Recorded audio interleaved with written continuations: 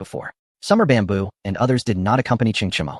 He had arranged for them to remain in Gansu, the safest location under the protection of the Fufeng Northern Army, where Li Bin held dominion. My lord, someone wishes to see you, a special forces soldier reported. Soon, a Taoist appeared before Ching Chimo. Greetings, Prince Chung, the Taoist said. What brings you to me? Ching Chimo inquired. The Taoist bore a message from Yuan Tiangang, assuring Ching Chimo that Empress Changsun would remain unharmed and advising him to remain calm. The Taoist sought collaboration with Ching Chimo, with Yuan Tiangang responsible for Empress Changsun's safety, while Ching Chimo would ensure the protection of Wu Meinyang. This was a mutual exchange, with neither side at a disadvantage. Yuan Tiangang made no concealments, informing Ching Chimo that the Tang dynasty's second sovereign was destined for demise. If Ching Chimo consented to cooperate, he would acquire everything he desired. He also discreetly revealed Empress Changsun's pregnancy. My master foretold that you are destined to have only one daughter. Should you lose her, you shall never bear another child in this lifetime, the Taoist said. Ching Chimo fell silent. As a time traveler, he understood that Wu Meinyang would ascend to the throne. He had not anticipated that Yuan Tiangang would be her greatest ally.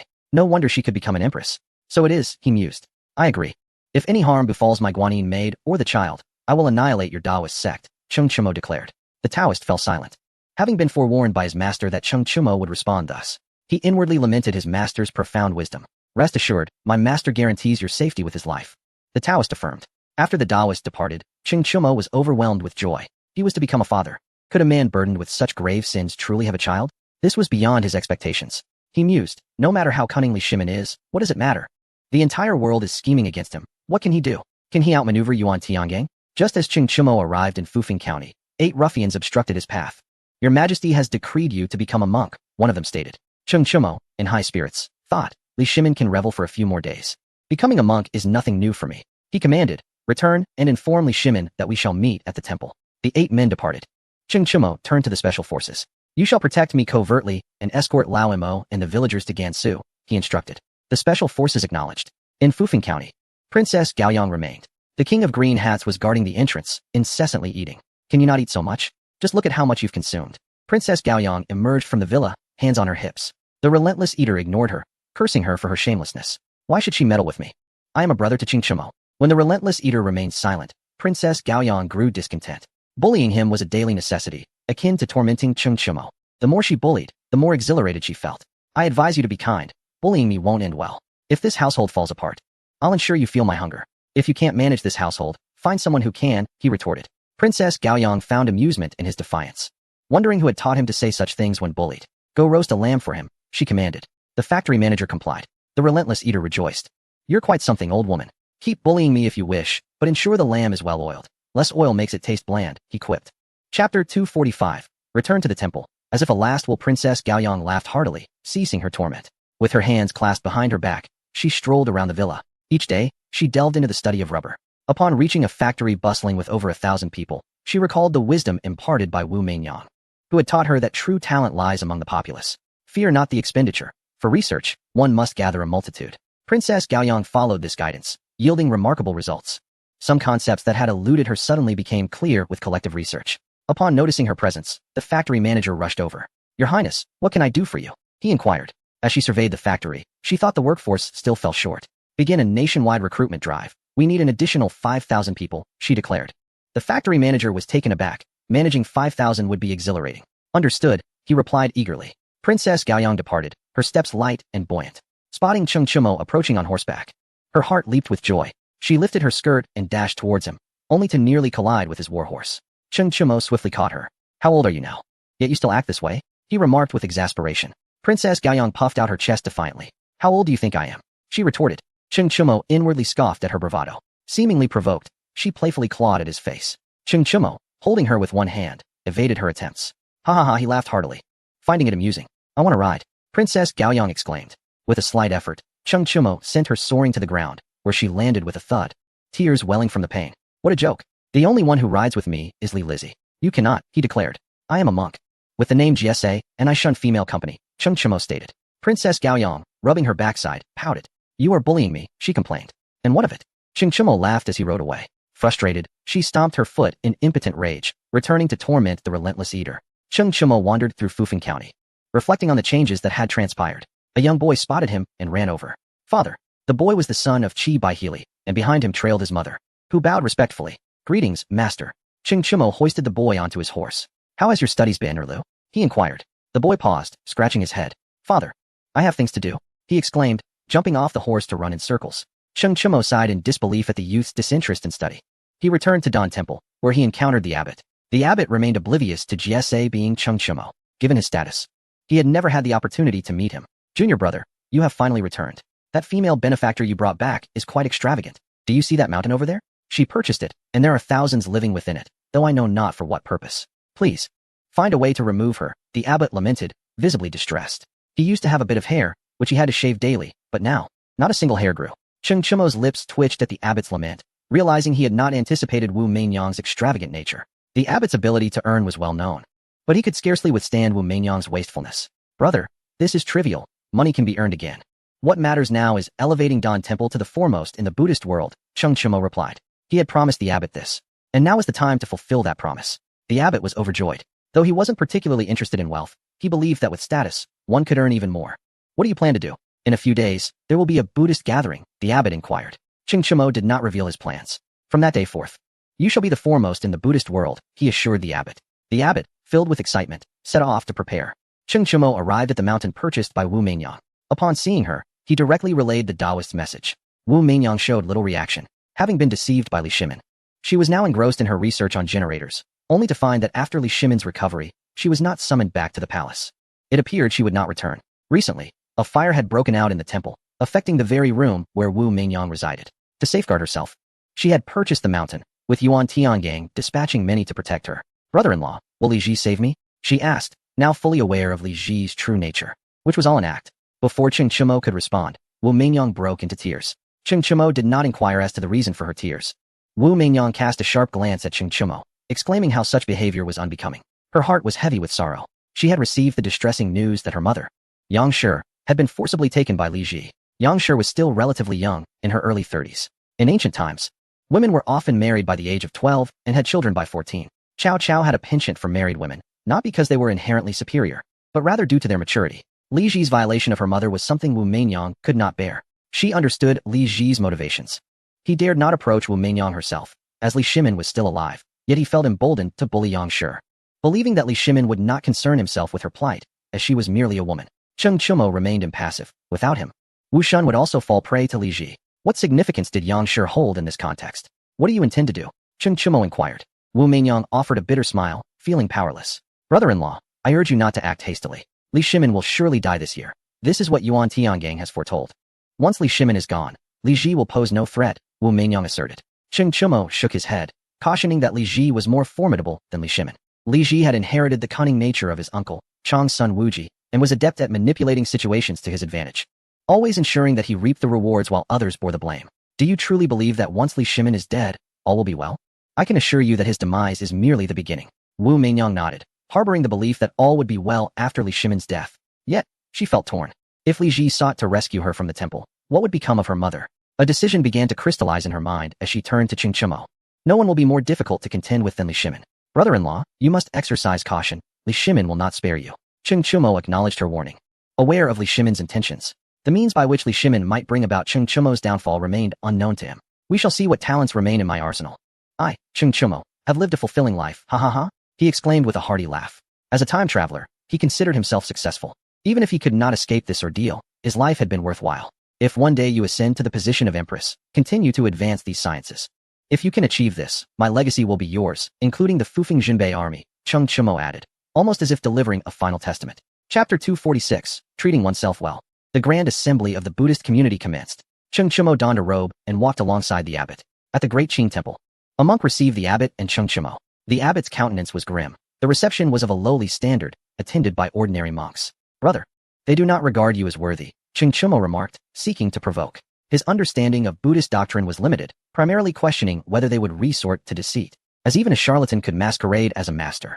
Cheng Chimo felt a pang of conscience, aware that such words could be misinterpreted and misused to indoctrinate the populace. The abbot shook his head, stating that Buddhism espouses non-contention, and even in conflict, one should avoid direct confrontation.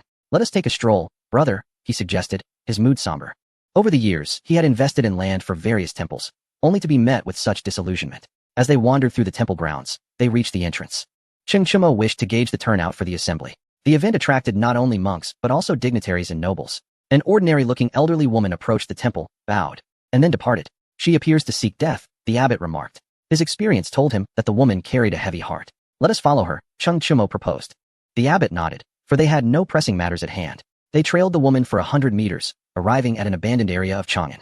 The elderly woman entered a shallow grave, which had evidently been prepared in advance with a mat laid atop it. She lay down, covering herself with the mat. Cheng Chumo furrowed his brow, questioning how a living person could enter a grave. He hastened towards her, only to find that she had already succumbed, having ingested poison prior to their arrival. Cheng Chumo looked to the abbot. Brother, what is the reason for this? He inquired. The abbot remained silent, seated at the grave's edge, reciting Buddhist verses as if to guide the departed soul of the elderly woman. After a long while, he turned the beads in his hand 3 times before rising. This is the myriad forms of life, brother. I do not seek to profit from the poor.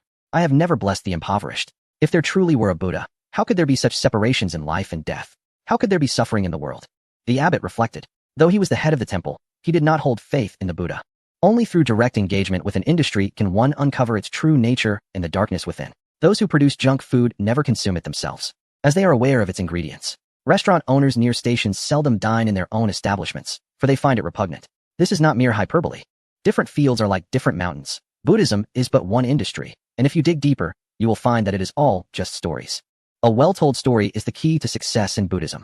Hitler succeeded because he was a master orator. Good men are valued for their words, and good horses for their speed. Do his children not worry for him? Cheng Chumo questioned. The abbot shook his head. When life becomes a burden, what meaning does it hold? One cannot even lie flat. The wise choose to earn in big cities and spend in small ones. This is the correct path.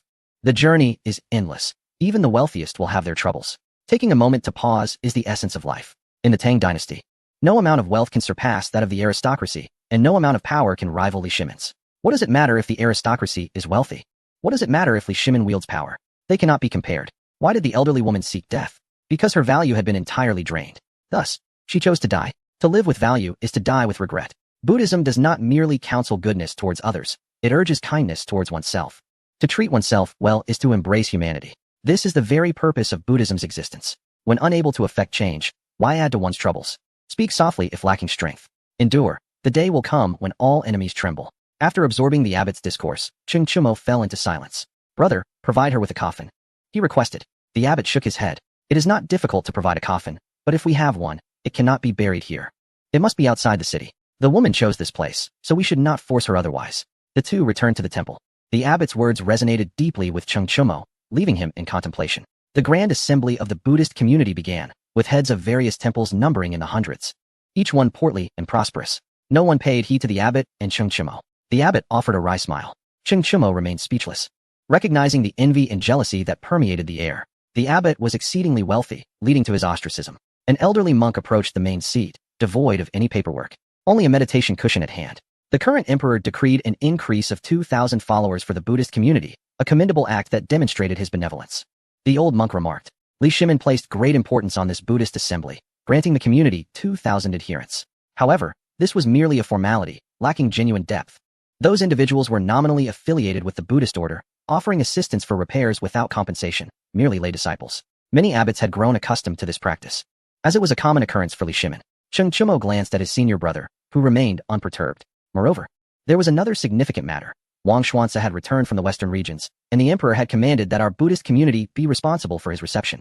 What status shall we bestow upon him? The old monk inquired once more. Cheng Chumo rose, disinterested in idle chatter. Today, he aimed to secure a leadership position for his senior brother within the Buddhist community. The recent events had reshaped Cheng Chumo's perception of his senior. He was avaricious yet not overly attached to wealth. He deceived, yet refrained from exploiting the impoverished. This sufficed. Life resembled a play reliant on performance, and his senior's ability to navigate such complexities was commendable. Cheng Chumo stepped towards the main seat, casting his gaze downward at the old monk, who trembled slightly at the sight of him. The matter of Wang Xuanzi could wait. Let us discuss the affairs of our Buddhist community, Cheng Chumo stated, standing with hands clasped behind him, subtly stepping on the old monk's calf. The old monk dared not utter a word, convinced that a mere additional comment could lead to his demise. My senior brother, as the abbot of a temple, is deeply respected by the populace. A nation cannot survive a day without its ruler, and a monastery cannot thrive without its leader. I believe my senior brother is the foremost master among us. Do any of you dissent? Cheng Chumo proclaimed. The abbot was taken aback. Is this truly my junior's approach? So direct? Many abbots stood to voice their objections. Cheng Chumo regarded them with a bemused smile. Excellent. You all possess considerable courage. I admire that. Cheng Chumo remarked. The abbots wore expressions of disdain. They were indeed corpulent. Yet their ability to withstand retaliation was uncertain. Who would dare to strike them? Clap, clap, clap. Cheng Chumo clapped his hands, and a throng of men in black surged into the hall. All those who had opposed him were forcefully subdued. Make them weep, Cheng Chumo commanded. The black-clad men struck mercilessly, the hall echoing with cries of anguish. After a prolonged period of torment, Cheng Chumo waved his hand, and the black-clad men exited the hall. Who else opposes? Step forward. I am quite democratic in nature, Cheng Chumo continued. The abbots bowed their heads, and one particularly battered abbot rose. I dissent, he declared. Cheng Chumo secretly admired his bravery. I appreciate your spirit. Bring him forth and execute him, Cheng Chumo ordered. The black-clad men rushed in again and dragged the abbot away. A chilling scream soon followed. The entire congregation trembled. The cries ceased, and the black-clad men returned. He is dead, they reported. Dead? Why report anything? Just dig a grave and bury him, Cheng Chumo replied. The black-clad men complied. Chapter 247. The senior brother becomes the leader of the Buddhist community. After the death, the abbots collectively stood. Are you afraid? They were indeed fearful, yet their obstinacy compelled them to rise. Once fear sets in, it becomes a matter of life and death. One cannot become an abbot without steadfastness. This is evident from the old bald monk Fahai. They cared not for virtue or vice, only for their perceived notions of right and wrong. The abbot was alarmed, realizing that his junior had incurred the wrath of many. He stepped forward to Cheng Chumo. We shall compensate, he stated. Cheng Chumo found amusement in his senior's response, realizing he was only concerned with monetary reparation. The abbots glared in anger, beginning to accuse the abbot and Cheng Chumo. You dare to commit murder within the Buddhist community? The Buddha shall punish you. You deserve to descend into hell, never to be reborn. Do not feign righteousness. Your junior would not act in this manner without your consent. Your suicide is a past matter. You are a disgrace to the Buddhist community, and you shall face the Buddha's wrath. Various curses echoed throughout the hall. The imperial edict proclaimed, no one is permitted to disturb the Buddhist community. Those who defy this order shall be executed. A eunuch stood at the entrance of the hall. Cheng Chumo patted his senior brother's shoulder. Fear not, dear brother. You acted thus for my sake, and this matter I shall bear. The abbot replied. Cheng Chumo stared at his senior in surprise, not anticipating his brother's willingness to shoulder the burden. At this moment, he displayed commendable loyalty. Cheng Chumo took several steps back, gesturing for his senior to take the lead. You take over, Cheng Chumo said. The abbot nodded gravely. Cheng Chumo settled beside the old monk, disregarding the others. You are aware of my capabilities. Should I choose to act, all present would perish, and I would raise every temple. Would you not agree? Cheng Chumo asserted. The old monk offered a wry smile, his hands pressed together in prayer. Cheng Chumo turned to the eunuch conveying the edict. Do you fear him? Cheng Chumo implied. The old monk understood whom Cheng Chumo referred to, the current emperor, Li Shimin. I comprehend why Li Shimin urged me to become a monk after his demise. All monks shall chant scriptures, correct? Cheng Chumo paused. At that time, you would devise a way to inter me in the burial grounds, would you not?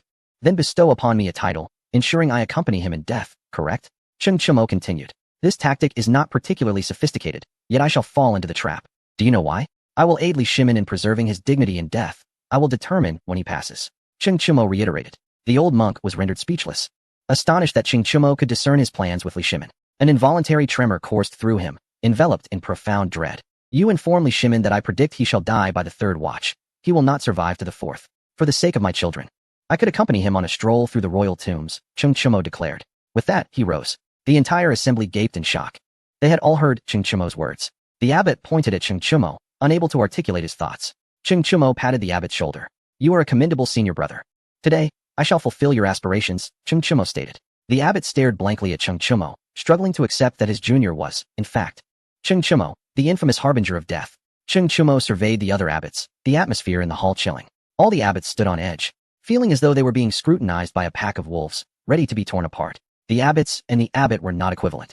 While the abbot could expound on teachings, the abbots could not due to their insufficient rank. The majority of those present were abbots, with only a few being abbots. Cheng Chumo's senior brother was one of the few, taking this gathering seriously, unlike the others who did not. They understood the assembly's purpose, to host Wang Xuanzi and to scheme against Cheng Chumo. Their presence was unnecessary. Alas, your abbot did not attend. I had intended to eliminate them all, Cheng Chumo remarked. The abbots were on the verge of collapse, some weeping uncontrollably, while others shed tears. They were indeed obstinate, yet not foolish. Who was Cheng Chumo? A slayer of 70,000. Would such a person jest? Certainly not. Do not underestimate the few present. Even if he were to slaughter every temple, his heart would not tremble. The term butcher is insufficient to describe Cheng Chumo. He is beyond human.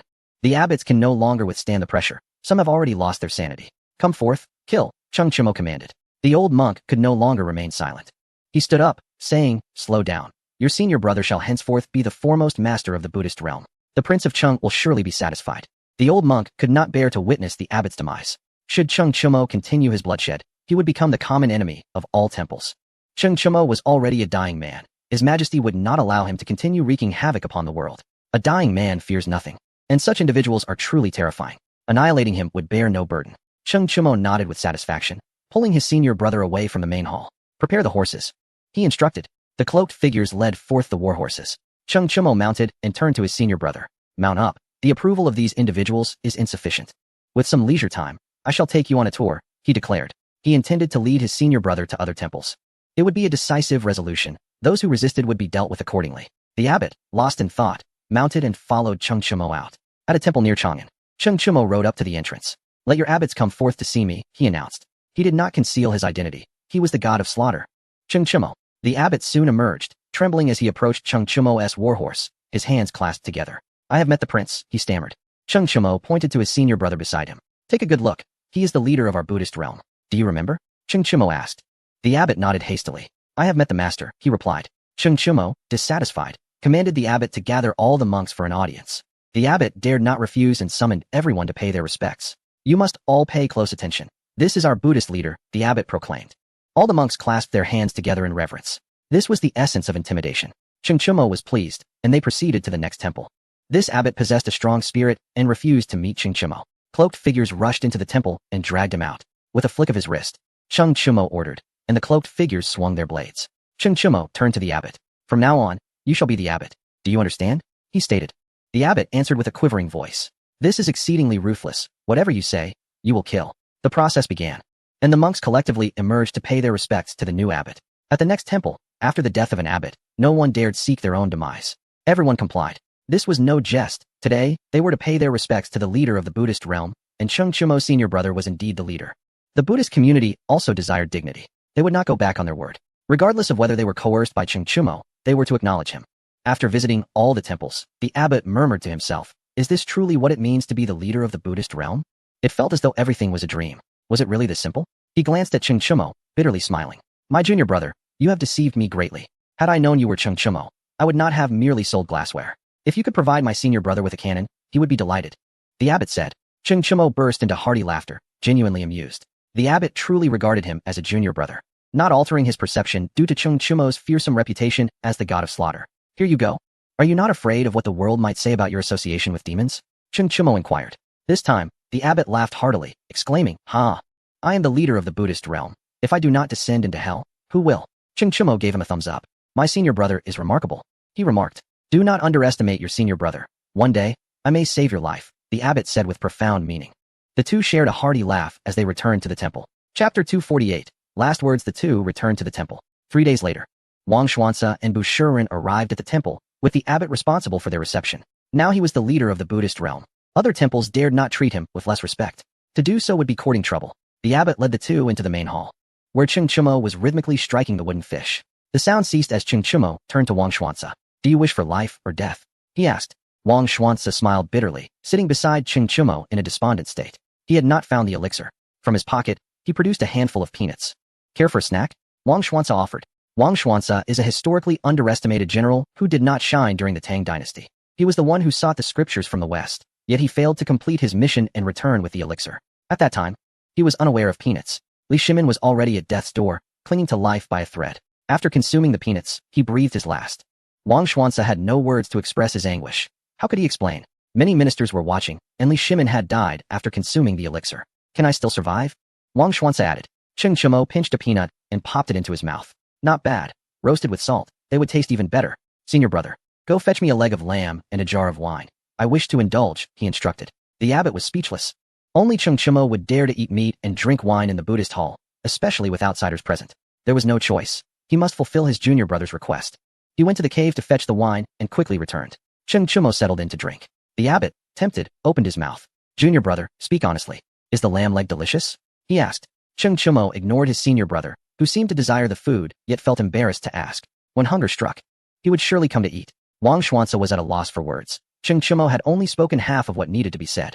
What must one do to survive? Cheng Chumo had yet to reveal this. Bu Shiren, sitting opposite Cheng Chumo, picked up a wine bowl and began to drink. He downed a bowl and looked at Cheng Chumo. I never expected you to achieve such success, Bu Shiren remarked. He had heard of Cheng Chumo's exploits. transforming from a loyal youth into a formidable prince. Cheng Chimo clasped his fists in acknowledgement. Bushuren was a good man, rarely speaking, but his actions spoke volumes. People are shaped by their circumstances. I must survive, Cheng Chimo replied. Bushuren nodded in agreement. People are indeed shaped by their circumstances. This trip to Tianzhu had enlightened him on many matters. He was human, capable of loyalty, but he must first be loyal to himself. He was not a machine and could not passively endure. He desired to live for himself. I do not wish to return to the palace. Living out my days in this temple would suffice, Bushuren stated. After saying this, he glanced at the abbot, who was fixated on the leg of lamb. The abbot, sensing Bushuren's gaze, wiped his mouth and straightened his posture. You possess great wisdom. I shall grant you the title of Wujing, the abbot declared. Wang Xuanzi also expressed a desire to ordain, looking toward the abbot. The abbot felt secretly pleased. So many sought to join the temple, and the future was promising. Have you gained anything from your 3 trips to Tianzhu? The abbot inquired. Wang Xuanzi shook his head. The abbot thought to himself that it was all in vain. 3 trips yielded nothing. When others ask about the scriptures, simply say you have obtained the true scriptures, the abbot instructed. Wang Xuanzi smiled bitterly again. He had not obtained any true scriptures. The sects of India are as numerous as the stars in the sky. Which scripture should one choose? Which is the true one? The abbot, perceiving his thoughts, smiled enigmatically. It matters not. I shall compose the scriptures, and you may handle the boasting, he proclaimed. Cheng Chimo acquiesced, acknowledging that his senior brother was not only adept at making money, but also at weaving grand tales. Pass the leg of lamb to your senior brother. It will grow cold if we delay, Cheng Chimo urged. The abbot, unceremoniously, began to chant the Buddha's name while indulging in the meat, followed by another bowl of wine. Amitabha, I have indeed indulged, the abbot remarked. From this day forth, he truly had indulged, worthy of the name he chanted. How can we extricate ourselves? Wang Xuanzi inquired. Gazing at Cheng Chimo retrieved a vial of pills from his sleeve. Consume this, and you shall perish. You may administer it to Li Shimin. As long as he dies, neither of us shall face consequences, Cheng Chimo declared. Li Shimin, unwilling to retain his dignity, had decided to assist him. If Li Shimin lived, Cheng Chimo would not fare well. For the sake of the child, Li Shimin had to die. Wang Xuanzi took the porcelain vial, his hands trembling, but ultimately returned it to Cheng Chimo. Cheng Chimo accepted it back into his sleeve. This is your choice. Should you find yourself in peril, remember to beseech me. As long as you ally with me, I shall save you, Cheng Chimo stated. With that, he rose and departed the grand hall, followed by Bushuren, who accompanied him to the rear mountain. Cheng Chimo was perplexed by Bushuren's persistent presence. I shattered a vial, and my 10 years of service to Li Shimin have been obliterated, Bushuren explained. What do you wish to convey? Cheng Chimo inquired, sensing that Bushuren had more to say. If Li Shimin remains alive, I must remain in the palace. I do not know if you trust me, Bushuren replied, extending his hand, clearly indicating he wanted the vial. Cheng Chimo placed the vial into Bushuren's hand. Let us return to the cave. What you choose to do is of little consequence. Even if you inform Li Shimin, it matters not. I can now shout my defiance at the entire Tang dynasty. I shall die trying to eliminate Li Shimin. In the imperial palace, Li Shimin sat in a wheelchair, his hair as white as snow. He weakly ordered Shui Ringwei to return to the capital. Summon Su Dingfang back as well, he commanded, hesitating slightly at the mention of Su Dingfang, but ultimately deciding to call him back. And summon Li Ji back to the capital, he added. A fit of violent coughing seized him. He was running out of strength. He chose not to punish Li Tai, leaving that to Li Ji. Command Li Jing to secure Longxi. Should any changes occur, we must prevent the Fufeng Jinbei army from returning to the capital, Li Shimin instructed. The Fufeng Jinbei army, once favored by the emperor, had now become his greatest adversary. Li Ji's expression turned serious, having fought alongside Cheng Chimo against the Turks. He was acutely aware of the formidable combat prowess of the Fufeng Jinbei army. Would Longxi truly hold against an onslaught? Even if it could withstand, how would they defend against incursions from the Tubo direction? The Tianyuan left guard could strike from any angle, charging straight toward Hunan. At that juncture, the Tianyuan left guard would undoubtedly deploy forces to Longxi, leaving it beset on all sides. What could be done to safeguard it? If Longxi fell, the gateway to Shu would be opened, allowing the Shu army to march forth. Liaodong was a haven for rebels. Shu was the terminus for emperors. Should the army emerge from Shu, they could seize the realm, but if they failed to do so, they would eventually meet their demise. Natural barriers constrained the enemy while simultaneously limiting their own movements. In such a scenario, who could withstand the convergence of 3 armies? Would strategy suffice? Among those generals who followed Cheng Chimo, who had not been battle-hardened, was strategy truly effective? Moreover, what of Li Ke? Having followed Cheng Chimo for an extended period, when there had been calls for Li Ke's impeachment, it was Cheng Chimo's intervention that quelled the matter. Would Li Ke aid Cheng Chimo? Uncertain. As long as Li Shimin lived, matters remained manageable. Upon his demise, all possibilities would arise. I believe we should command the princes to return to the capital, Li Ji suggested. Li Shimin turned his gaze toward Li Ji, who quickly lowered his head, aware of the implications of his words. Very well, write it, Li Shimin replied.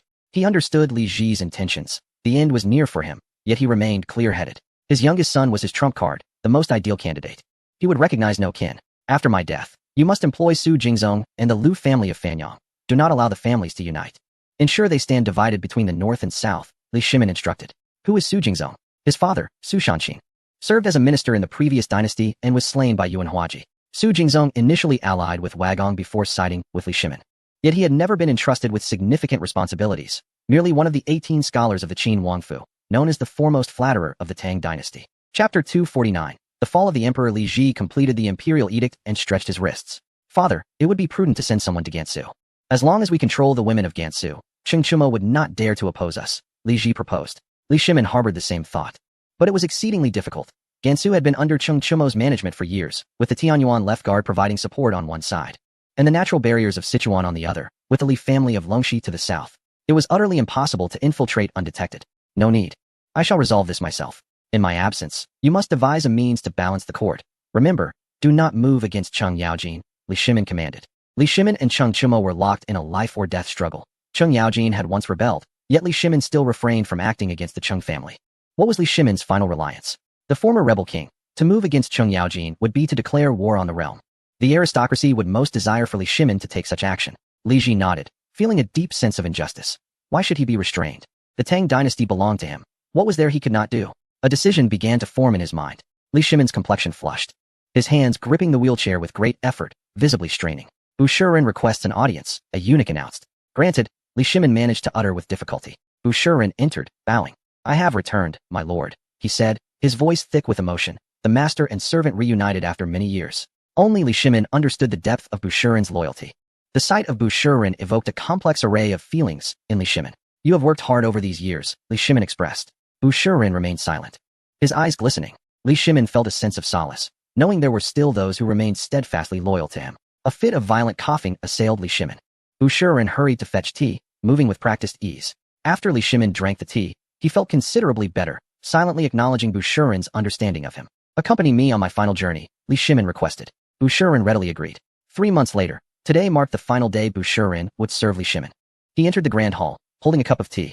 Your Majesty, would you care for some tea? Bu Shiren inquired, his movements hesitant, torn between wanting to offer it and a sense of reluctance. Today, Li Shimin's complexion glowed with vitality. He was able to stand. Bu Shiren, in disbelief, marveled at Li Shimin's ability to rise. Congratulations, Your Majesty, he bowed. Ha ha ha, what is there to celebrate? I have lived without shame before the world, Li Shimin declared. Walking up to the attic with hands clasped behind his back, he gazed down at the vast land from the window. This is my realm. It is sufficient for my lifetime. Li Shimin pressed his hands against the windowsill, his eyes fixed on the direction of the Zhengzheng Hall. Your Majesty, a child has been born, a eunuch rushed in to report. Li Shimin's gaze turned icy, but soon softened with resignation. In this life, I owe much to the Guanyin maid, he lamented. As one approaches death, their words become kind. During this period, Li Shimin found himself reminiscing about the past. What lingered most in his memory was not the solemn vows exchanged, but rather the day the Guanyin maid, in her eagerness to consume the elixir, nearly succumbed to her old ailment. The Empress, Changsun, had exerted much effort to dissuade him from consuming the elixir, but to no avail. When Cheng Chumo rebelled, using cannons to suppress all of Chang'an, he shockingly exchanged the Empress for artillery. The Empress, having betrayed her loyalty, returned to the palace. Li Shimin laid bare all that had transpired. The Empress's actions bore no merit, prompting his deep grievances. Since then, he had lost the Guanyin maid, the one who had shared both joys and sorrows but could not partake in his riches. In times of poverty, the Empress was by his side. After subjugating the 4 seas, Li Shimin became wealthy, yet the Empress never enjoyed even a single copper coin. Had there been a measure of trust and understanding back then, would the Empress have abandoned him? No, never. The icy depths of the heart are not thawed in a day. A heart deeply wounded cannot be easily healed. Old Bu, go and see if it is a boy or a girl, Li Shimin commanded, his voice weary. As if in a fleeting moment of clarity, Li Ji rushed in. Father, the generals have returned, he exclaimed, panting. Noticing Bu Shiren holding a teacup, he snatched it away and drained it in one gulp. Bu Shiren stared blankly at Li Ji. Annoyed, Li Ji wondered why Bu Shiren was acting so strangely. Wasn't the tea meant for the emperor? Why couldn't he drink it? In a few days, everything belonging to the emperor would be his. What was a cup of tea in comparison? Go, Li Shimin interjected, waving his hand to silence Li Ji and instructing Bu Shiren to check on the Zhengzheng Hall. Coming back to his senses, Bu Shiren bowed and took his leave. Outside the main hall, a bitter expression crossed his face. Why had Li Ji consumed the tea? Was this fate? Upon arriving at the Zhengzheng Hall, it was evident that the birth was not solely attributed to the empress. One of her maidservants, the wife of a Turkic general, had also given birth. Upon seeing the empress, Bu Shiren bowed low. Mistress, he said, tears streaming down his face. Few knew that Bushurin had followed the empress to the princess residence. The empress lay exhausted on the bed, her hair damp. The birth of the child was arduous. Uncle Bu, if possible, please help me take the child to Qingchimo. The empress urged weakly. Bushurin shook his head. He was determined to rescue the empress. A maid entered, cradling the child. Her status did not permit her to live a life of luxury. Approaching the empress's bedside, she announced, "Your Majesty, I have given birth to a son." She came to share the joyous news. She had been secretly brought back by Li Ji and faced much ostracism upon returning to the palace. Had it not been for the empress's compassion, the child might not have survived. Bushurin's eyes flickered with thought. Mistress, can Li Shimin accept this child? Even if he does, will the new emperor? Bushurin's expression grew grave. From what he knew of Li Ji, he could not possibly accept this child. The empress's pale face grew even paler as she bit her lip. Bushurin glanced at the child in the maid's arms. If you truly wish to repay the empress, then exchange the children. You may hold the empress's child, and I will escort you out of the palace. Only in this way can the empress's child leave safely. He proposed. The maid stared blankly at Bushurin. He truly lived up to his name. He was indeed lacking in humanity. Was the empress's child a child while hers was not? Rest assured, even if you exchange the children, yours may still come to no harm, Bushurin added. The maid bit her lip, glancing between her beloved son and the empress's daughter. I agree, she finally said, tears streaming down her face. Life and death are fated. As a mother, I cannot make things difficult for another mother. I will not exchange. The empress rejected firmly, gazing at her daughter with a face full of happiness. This was her 7th child. Bushurin said no more and departed. Returning to the Ganlu Hall, he reported, Your Majesty, a boy has been born. He lied. The empress had given birth to a girl, yet he claimed it was a boy. Laughter erupted from Li Shimin as he picked up a peanut brought back by others. This tastes good, he exclaimed, raising his cup and downing its contents in one go. Suddenly, he coughed up blood, collapsing without a sound. Chapter 250. The Consequences of Overconfidence. Father. Li Ji shouted, kneeling beside Li Shimin and calling out repeatedly. But Li Shimin could no longer hear. The moment the empress's child was born, Li Shimin had already reached the end of his days. It was a miracle he had lasted this long. Merely curious about whether the Guanyin maid had given birth to a boy or girl, the great emperor, Li Shimin, could not escape death. His final decree was the acquittal of Li Tai, the Prince of Wei. In his last days, he understood what was truly precious in life. Life is like smoke and dust, and there will come a day when all settles. On that day, the Guanyin maid wept. That day Li Ji smiled. That day, Qingchimo sat at the doorway, drinking wine from a flask, oblivious to the identity of his drinking companion. In drunken song, how fleeting is life. After a long while, Qingchimo stood up. The abbot had to come to summon him. Li Shimin entered the imperial tomb, followed by monks who chanted scriptures, accompanying him on his final journey. A grand procession departed from Chang'an. Qingchimo and the abbot, clad in robes, walked at the forefront, followed by an enormous redwood coffin intricately carved with dragons and phoenixes, adorned with gold and silver. The long procession stretched beyond sight, with the sound of horns echoing in their ears, lingering long after. The entire Suzaku Avenue was draped in white cloth. The common folk knew only of the fall of a great emperor, unaware that a bloody battle for the imperial tomb was about to unfold, shocking the Tang dynasty. In the palace, the Qianqiu guards, donned in white, surrounded the Zhengzheng Hall. Li Ji ascended to the throne, becoming the 2nd emperor of the Tang dynasty. The empress, clad in white, cradled the infant girl as she bid farewell to Li Shimin in the Zhengzheng Hall for the last time. Debts are cleared upon death, the past flows like water, leaving traces unseen and untouched. Li Ji entered the Zhengzheng Hall. I pay my respects to you, mother, he declared, his voice barely concealing his excitement, as if showing off his achievements before the empress. What of my elder brother's affection? What of my father's preference for my 2nd brother? The realm is mine. Empress Changsun gazed intently at Li Ji for a long while before shaking her head. You are remarkably alike. You and your father are truly indistinguishable, she remarked. She wished for Li Ji to be different, yet such matters were beyond her control. What one observes at 3 years old often persists throughout life. Empress Changsun had known Li Ji's character since his childhood. He was taciturn yet fiercely competitive, determined to possess that which he desired, and he would cry vehemently when thwarted. Thus, she favored Li Chengqian. It was strange. The child whom a mother favored often met with failure, while success typically befell the less conspicuous. Li Ji's face brightened. Did his mother just compliment him? He turned to Empress Changsun, his brow slightly furrowed. The soothsayer claimed that the empress bore a male child. Yet why was she cradling a girl? There was something amiss. He glanced at a distant maid who was also holding a child. It seemed he understood, and it was impossible for him not to speculate further. If he had to trust someone, he would choose the soothsayer, for they would not deceive the emperor. The implications were clear. The empress had exchanged the child for the sake of protecting Qingchimo's offspring. A clever tactic. Li Ji reasoned that if he would act in such a manner, then others would likely do the same, including his mother. The child must have already been swapped. The maid would surely smuggle Qingchimo's child away. Mother, is this truly wise? Undoubtedly, the child in the maid's arms is Qingchimo's, Li Ji expressed, his demeanor innocuous. Empress Changsun shook her head with a gentle laugh. You have spent the most time at your father's side. I know him best of all. Your styles of action are remarkably similar. The child I hold is indeed Cheng Chimo's. Do you dare to act? Empress Changsun stated, resembling a tiger poised to pounce. Li Ji's composure shattered. With reddened eyes, he roared, "You are biased. What have I done wrong? Why do you favor my elder brother? I have always tread carefully, fearful of displeasing you. Have you ever considered my feelings?" He unleashed years of pent-up frustration. Empress Changsun looked upon him with pity. In that moment, Li Ji seemed utterly forlorn, as though he had never received a mother's love. After a lengthy silence, she said, "As your mother, I have no regrets. My strictness is intended to mold you into a worthy prince, yet your temperament dictates your destiny." Li Ji had always kept his thoughts to himself, never confiding in her. He had his own ideas, truly resembling his uncle. Li Ji ceased speaking and gestured abruptly. Several eunuchs rushed forward. Empress Changsun glared at him. But the eunuchs had no intention of seizing the child. They bypassed her and directly took the maid's child. Empress Changsun was taken aback, and the maid was dumbfounded. What is happening? Li Ji wore a smile, deeming further words superfluous. If you enjoy holding another's child, then do so, he remarked before turning on his heel to depart. After Li Ji left, the maid wept, exclaiming, "Your Highness, the crown prince is truly clever." She wiped her tears, stifling her sobs. She had long ago resolved to repay her debt of gratitude. Empress Changsun's expression was bittersweet. She truly did not know how to address Li Ji. Could he truly ascend the throne in such a manner? No wonder he was so easily manipulated by Wu Zetian. This was not intelligence, it was folly. Give the child to the maid, the maid suggested, reaching out to take the child. Hand the child to me. It won't be easy for your child to escape. She added. Given her knowledge of Fufeng County, it was impossible that no movement was afoot.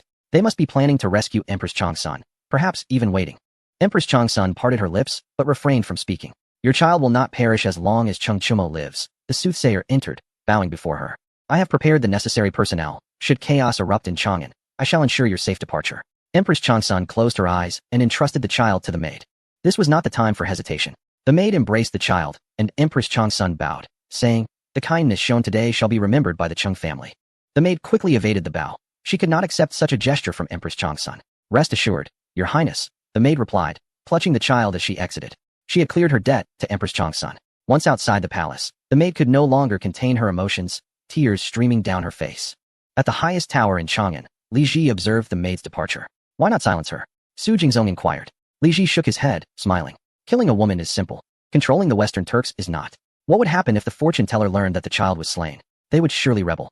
They could not continue to heed the commands of the Tang dynasty. You must send someone to capture her and confine her, ensuring both mother and child are safe.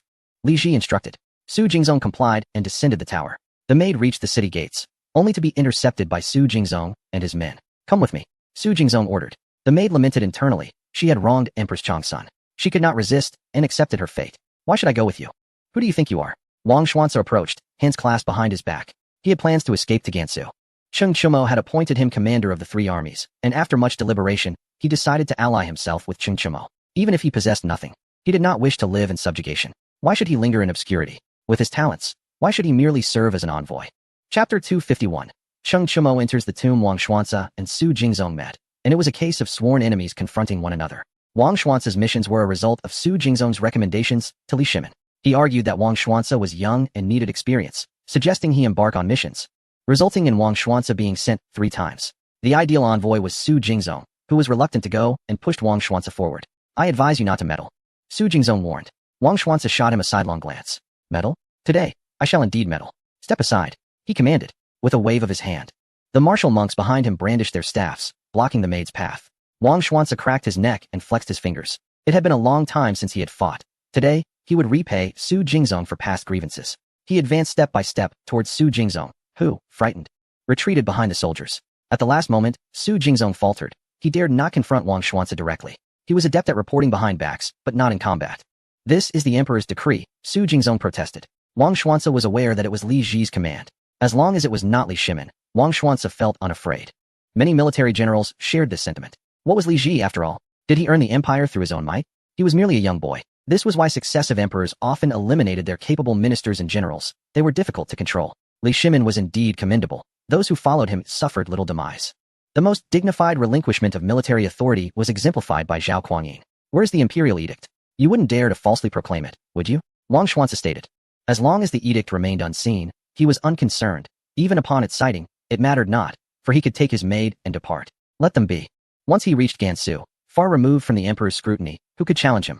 The thought of commanding troops exhilarated Wang Xuanzi. Throughout the years, he had only led an army once, and it was not that of the Tang dynasty, but rather the forces of Naboluo. During his diplomatic mission to Tianzhu, he was plundered by a minor state there. Unable to tolerate such an affront, he sought military aid from Naboluo. At that time, Naboluo was eager to foster relations with the Tang and granted him 9,000 cavalry. He assured them that he would ensure trade between the Tang and Naboluo.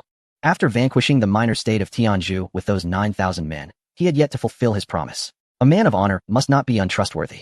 This was also the reason Wang Xuanci resolutely chose to follow Qing Chimo. The Tang did not share a border with Naboluo, but Naboluo bordered Tubo. And the only person capable of facilitating trade with Naboluo was Qing Chimo. He had the means to negotiate with the Tubo rebel forces, including Songzhan Ganbu. Su Jingzong's expression darkened, caught in a dilemma. He was reluctant to confront Wang Xuanci, yet this was the first task assigned to him by Li Ji. Should he fail, his future would be jeopardized. Silently harboring resentment, he commanded, "Arrest him." As soon as his words left his lips, Wang Xuanci drew his weapon and charged at Su Jingzong. The soldiers were utterly incapable of restraining him. Sensing danger, Su Jingzong turned and fled. He could not be captured by Wang Xuanci. "What are you doing?" Shui Ringgui rode up on his warhorse to the city gate, clad in glistening silver armor. He had received orders to proceed to Xiaoling to prevent unforeseen incidents. The specifics of such incidents were not disclosed, yet Shui Ringgui was well aware of the underlying cause, Qing Chimo. Wang Xuanci halted, scrutinizing Shui Ringgui. It was their first encounter, and Shui Ringgui struck him as a formidable opponent. Shui Ringgui shared this sentiment, taking the initiative to clasp his fists in greeting. "I am Shui Ringgui. May I ask the name of this general?" he inquired. In Chang'an, he was but a rootless drifter, lacking any connections. It was difficult to navigate the treacherous waters of Chang'an without a background. Having spent years away, he found himself vulnerable should anyone choose to scheme against him. Fortunately, Li Shimin was a man of discernment, and during his lifetime, Shui Ringgui experienced peace. Now that Li Shimin was deceased, many sought the position of Grand Commander of Liaodong. His days of tranquility were numbered. Wang Xuanci returned the gesture. "I am Wang Xuanci." "Ah, so it is you," Shui Ringgui replied. Understanding that Wang Xuanci was much like himself, another rootless wanderer without significant lineage. Both hailed from Luoyang. Just as they prepared to exchange further pleasantries, Su Jingzong interjected. "Grand Commander, that woman is specifically requested by His Majesty." Shui Ringgui furrowed his brow, glancing at the maid, then back at Su Jingzong. "Where's the imperial edict?" he demanded, his demeanor grave. He intended to cultivate a favorable relationship with Wang Xuanci, for they were remarkably alike, both lacking connections. Su Jingzong's countenance darkened. "You had best think carefully," he threatened. Shui Ringgui shot him a fierce glare. "How dare you speak to me, the Grand Commander, in such a manner?" he retorted coldly. The soldiers behind him had already drawn their weapons, poised to eliminate Su Jingzong. That old man bore a deceitful visage. He was certainly no good. Su Jingzong took a step back, stammering, "Why you?" Though Shui Ringgui lacked connections, he was not someone Su Jingzong could afford to offend. What he said was not without merit. Military generals required the imperial edict to act. Without it, words held no weight. Oral orders were ineffective among military leaders. Li Ji would not issue an edict for a mere maid. To do so soon after ascending the throne would invite ridicule. "We are leaving," Shui Ringgui declared. Taking his leave, Wang Xuanci refrained from further aggression, recognizing that Su Jingzong was but a pawn of Li Ji. "We are departing," Wang Xuanci announced, escorting the maid away. Su Jingzong seethed with anger, yet remained silent. Night fell. The coffin arrived at the entrance of the imperial tomb. Suddenly, a great mountain illuminated, ablaze with light. This mountain was the one Wu Meinyang had acquired. Generators whirred to life, bulbs illuminating the surrounding area for miles. The common folk knelt in reverence. The oil lamps hung inverted, burning brightly. Wu Meinyang completed her task, ensuring the oil lamps remained alight. Yet Li Shimin could not witness it. Qing Chimo gazed toward the radiant direction, surmising its significance. Entering the imperial tomb, a eunuch called out mournfully. Qing Chimo hesitated, pondering whether to proceed. Would he be able to exit after entering? The procession moved forward, and Qing Chimo sought to detach himself from the group. 8 unsavory figures clad in white appeared behind him. "His Majesty has issued an edict. You must contemplate carefully," one of them stated. Qing Chimo sighed inwardly, even in death. Li Shimin displayed such shamelessness. What was there to contemplate? It was simply a matter of coercion. His survival was a threat to the new emperor's peace. Qing Chimo cast a dispassionate glance at the 8 individuals before continuing into the depths. Countless eternal lights flickered to life, dispelling the darkness of the tomb's passage. Crossing the passage, they reached the main burial chamber, which contained 2 coffin spaces, one for Li Shimin, and another whose occupant remained unknown. Once the coffins were properly positioned, all began to retreat, leaving only the 8 unsavory characters and Qing Chimo. The 8 revealed their true intentions, drawing their weapons. "If the eternal lights extinguish here, you will all perish. For what paltry salary do you risk your lives?" Qing Chimo declared. The 8 remained unmoved, slowly encircling Qing Chimo. Perhaps their salaries were meager. Was existence solely for the sake of a meager wage? Qing Chimo shook his head and removed his robe. A bronze sword was sheathed upon his back. He drew the sword. The 8 did not rush to attack. This was their final task for Li Shimin, and they aimed to do so with dignity. Regardless of success or failure, they would all perish. Chapter 252, The Sound of East Meets West. In their final battle, they sought a satisfying clash. Cheng Chumo unsheathed his bronze sword.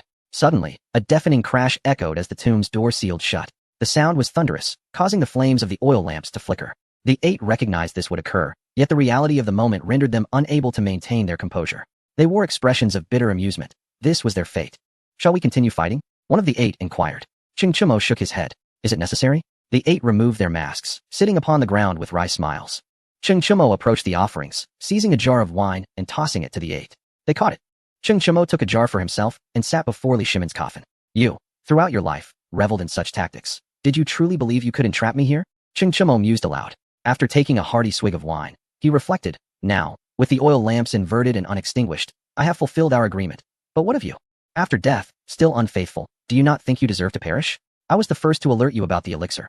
I stated that it was a fraud. Yet you dismissed me to Fufeng County. Cheng Chumo lamented, taking another generous sip of wine. It is truly a sorrowful thought. How Cheng Chumo, once the most loyal, has transformed into a traitor. Whose fault is this? How I long to be a loyal subject and patriotic citizen, yet you continuously compel me. To speak frankly, I am not a citizen of the Tang dynasty, Cheng Chumo declared, drinking incessantly. Time passed, and Cheng Chumo began to feel the effects of inebriation. You ought to join me in drinking. You may indeed be a timeless emperor, yet you have led me, Cheng Chumo, into a dire predicament. The Guanyin maid was not something I seized from you. You merely offered her to me. Cheng Chumo continued, as if Li Shimin were still alive. The 8 listeners were captivated, exchanging glances, sensing they had uncovered the secrets of the entire Tang dynasty. They felt a shiver of alarm. Would Cheng Chumo silence them? Suddenly, the thought of being unable to escape eased their anxiety. My child has been born. Thank you for permitting this. If you truly sever all ties, I, Cheng Chumo, will be powerless. Cheng Chumo added. Unbeknownst to him, his child had already arrived at the royal mausoleum, and the monks had departed. The maid stood in a daze before the mausoleum, unable to find an entrance. What am I to do? Cheng Chumo, where are you? The maid wept. The events of the day had surpassed her limits. Wang Xuance's expression was grave. Could it be true, as Cheng Chumo claimed, that he would be taken to the grave by Li Shimin? Several hot air balloons appeared in the sky, followed by the sound of explosions. In the distance, Shui Rongui and others heard it clearly. Has it begun? Li Ji's voice was low. Shui Rongui nodded. Let us request support from Chang'an, he stated. Li Ji nodded and immediately ordered a messenger to relay the command. Yet, the hot air balloons drifted far away. Is this not a case of feigning an attack? After receiving the news, Li Ji sneered. Do they still hope to extract Cheng Chumo? Proclaim the edict. Those who disrupt the mausoleum shall be executed without mercy. And command the Qianyo guards to provide reinforcements. To prevent any unforeseen circumstances, Li Ji resolved to mobilize all forces. Cheng Chumo must not be allowed to emerge again. Various factions hurried towards the vicinity of the mausoleum. Li Shimin's saga had concluded. What lay ahead was merely the beginning. At the residence of Cheng Yaojin, he wore a grim expression. Opposite him sat Li Jing. I will not allow you to act so recklessly, Li Jing stated, lifting his teacup for a sip. Cheng Yaojin clenched his fists. His eldest son was at Li Shimin's tomb, yet he was restrained from taking action. Is this what a father is capable of? But Li Jing obstructed him. If it were anyone else, Cheng Yaojin would have eliminated them. He could not bring himself to harm Li Jing, for Li Jing had saved him many times. The Tang dynasty must not descend into chaos, Li Jing reiterated. Cheng Yaojin abruptly stood, glaring at Li Jing. What does the stability of the Tang dynasty have to do with me, Cheng Yaojin? Do not use grand ideals to pressure me. If it were your son, what would you do? Cheng Yaojin roared, trembling with rage, his face flushed. Li Jing rose, placing a hand firmly on Cheng Yaojin's shoulder. Can you breach the mausoleum? Even if you mobilize troops, it will be futile, Li Jing declared. Cheng Yaojin lowered his head and slumped back into his seat. Indeed, can it be breached? However, there is something you can do. I have heard that someone has given birth to Cheng Chumo's child. Many wish to leverage this matter, and that child is your grandson. Do you not intend to take action? Li Jing continued. Outsiders believe that Empress Changsun bore a son. Yes. Cheng Yaojin hastily rose, stumbling several times in this simple movement. Summon everyone. We are heading to the palace, Cheng Yaojin commanded, turning to Li Jing. Will you not intervene? Cheng Yaojin asked, expecting Li Jing to obstruct him. Why should I intervene? My duty is to prevent your rebellion. Does seeing your grandson count as rebellion? Li Jing replied. If he intended to intervene, he would not have spoken thus. Cheng Yaojin clasped his fists and, accompanied by his guards, marched towards the city gates. I demand to see Li Ji, Cheng Yaojin bellowed, his voice echoing thunderously. In the palace, Li Ji's expression was grim. The imperial city was vulnerable. And Cheng Yaojin arrived at this moment. What resources do we have to resist? Li Jing, you have misinterpreted me, Li Ji said angrily, glancing at Changsun Wuji and Su Jingzong beside him. Your Majesty, calm your anger. Cheng Yaojin has come to the imperial city solely for the child. I will take the child to show him. I believe he will not act recklessly, Su Jingzong suggested. Changsun Wuji nodded. Su Shirlang speaks rightly, Changsun Wuji added. Su Jingzong did not raise his head, a fleeting cold light flashing in his eyes. He detested being referred to as Shilang, for his father held that title. Su Jingzong, you shall handle this matter. The child must not be given to Cheng Yaojin, Li Ji ordered. Su Jingzong took the child and departed. Uncle, you take people to guard the area. If there are any changes, Cheng Yaojin must not be allowed to break in. Li Ji instructed Changsun Wuji again. Changsun Wuji complied, mobilizing all palace guards towards the city gates. This entire scenario was observed by Bu Shiren. Several figures in black appeared behind him, carrying large boxes. Hurry, Bu Shiren commanded. The black-clad figures began assembling the hot air balloons and igniting them. Bu Shiren brought Empress Changsun over. The Empress boarded the hot air balloon. My lady, you must leave. Bu Shiren said. You will accompany me, Empress Changsun ordered. Sensing that Bu Shiren was prepared for death, Bu Shiren did not heed her command, instead instructing the black-clad figures to ascend the hot air balloon. Bu Shiren bowed. My lady, take care. I can no longer serve you. With that, he produced a vial from his bosom, uncorked it, and swallowed the contents. In the end, Bu Shiren met his demise, never having enjoyed a day of peace. He passed silently. Was he loyal? Was he disloyal? The answer remains elusive. Upon learning that Empress Changsun had left in the hot air balloon, Li Ji was engulfed in rage. He slammed his hand on the table, and a spurt of blood erupted from his mouth. He had ingested the poison prepared for Li Shimin by Bu Shiren. This poison posed little threat to Li Ji, as it was of low toxicity. However, Li Shimin's body would not withstand it. The eunuchs hastily sought the imperial physician, who prescribed numerous remedies. Your Majesty, your exhaustion has led to illness. Have you ingested something that has poisoned your lungs? The physician stated. He did not speak the truth. Even if the poison were expelled, it would leave lasting damage. To speak the truth is to invite death. The physician was not foolish. Chapter 253. Sow good seeds, reap good fruits. The physician spoke with grave sincerity. Li Ji listened in confusion. Was he truly exhausted? How could that be? He had only been in power for a few days. How could he possibly be fatigued? He did not even believe himself. Summon Master Yuan, Li Ji ordered, for he trusted Yuan Tiangang more than the imperial physician. The eunuch hurriedly summoned Yuan Tiangang, who followed him to the Taiji Hall. Your Majesty, what is the matter? Yuan Tiangang inquired. The eunuch felt a surge of joy. The living deity had actually addressed him. The royal physician says that your Majesty has fallen ill from overwork, the eunuch replied. It was indeed an honor for him to answer Yuan Tiangang's question. Yuan Tiangang was well aware of the situation. In the future, be cautious when serving tea and water, he casually remarked. Such a seemingly trivial comment from Yuan Tiangang elevated the eunuch's status, aligning him with the esteemed officials. From that moment on, he felt a newfound confidence in his duties, believing himself to be superior. This hidden wealth of self-assurance was bestowed upon him by Yuan Tiangang's inadvertent words. Upon entering the grand hall, Li Ji rose to greet him. I pay my respects to Mr. Yuan, he said, supporting Yuan Tiangang's arm. Yuan Tiangang did not refuse the flattery from Li Ji. He deserved such treatment after enduring many years of humiliation under Li Shimin. What brings you to seek me, your Majesty? Yuan Tiangang asked with a slight bow, omitting the full formalities, indicative of his current arrogance. Please, Mr. Yuan, examine me, Li Ji said, extending his arm. Yuan Tiangang placed his fingers on Li Ji's wrist, closing his eyes for a long while. There is no need for concern, your ailments stem from overexertion. Consume more greens, and you shall recover in a few days. He smiled, providing reassurance to Li Ji. Grateful, Li Ji rewarded the eunuch generously thereafter. He then sought further counsel from Yuan Tiangang. Sighing inwardly, Yuan Tiangang recognized Li Ji's shrewdness, uncertain if he could manage the mess left by his father. If Cheng Chimo was in trouble, it was Li Ji who bore the burden. Now was the time to pacify the court. Hesitation would only invite chaos. I do not wish for Cheng Chimo to rise from his grave. There are too many variables in his existence, Yuan Tiangang remarked before turning to leave.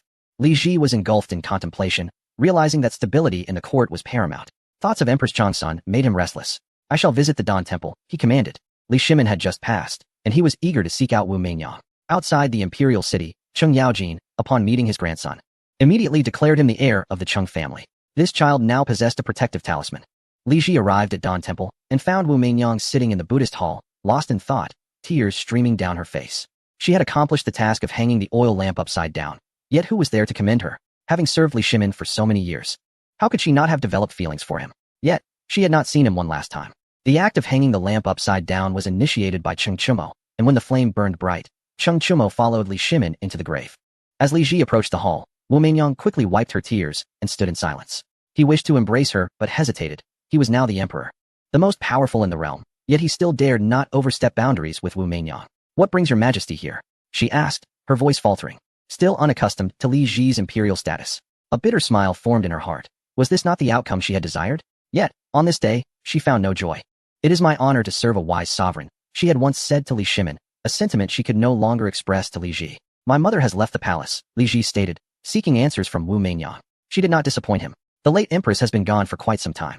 Who is the mother you speak of, your majesty? Wu Meinyang replied. At this moment, the hot air balloon carrying Empress Changsun had already drifted from Chang'an, landing in the territory of Li Lizzie. Sister, the concubine exclaimed, rushing to embrace Empress Changsun. She forced a smile. Who else is here? Empress Changsun asked, patting the concubine's back. She was unable to feel happiness, as her children remained with the maidservants. Only the concubine had come to Chang'an. She possesses martial skills. What shall we do about my husband? The concubine cried. Just upon arriving, she had heard that Cheng Chumo had been taken into the grave by Li Shimin. Empress Changsun gazed into the distance. Do good deeds without questioning the future, she said. Let us depart. With that, she took the concubine's hand, and they ascended the hot air balloon once more, heading directly towards the Weishui River. The imperial tomb, devoid of soldiers, had all major access points guarded and scrutinized, allowing only entry, not exit.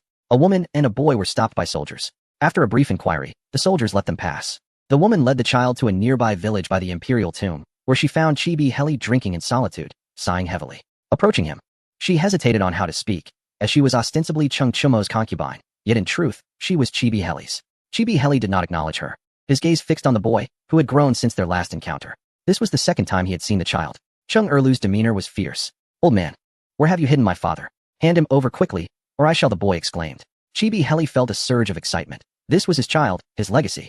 And what will you do? He replied, suppressing the urge to reveal their connection. The boy scratched his head, pondering how his father would react. A spark of inspiration flashed in his eyes. If you don't return my father, I will beat your child every day, Cheng Erlu declared, confident in his prowess. Ha ha. Chibi Heli laughed, ruffling Cheng Erlu's hair. You truly have spirit. Cheng Erlu stepped back, glaring at Chibi Heli, who dared to touch him.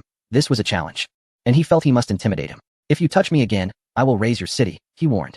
Chibi Heli's expression darkened. Cheng Chumo truly knew how to raise a child.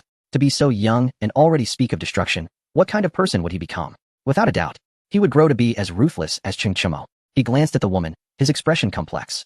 The woman bit her lip. My husband has never treated me that way, truly. She spoke, fearing Chibi Heli's wrath. Yet Chibi Heli was unconcerned. You have worked hard. It is impressive that Cheng Chumo has educated his child in such a manner. Take the child back. I will confront him, he said, his voice softening. The woman was taken aback, surprised by Chibi Heli's amiability. After all, he was indeed accommodating when it came to matters of the children.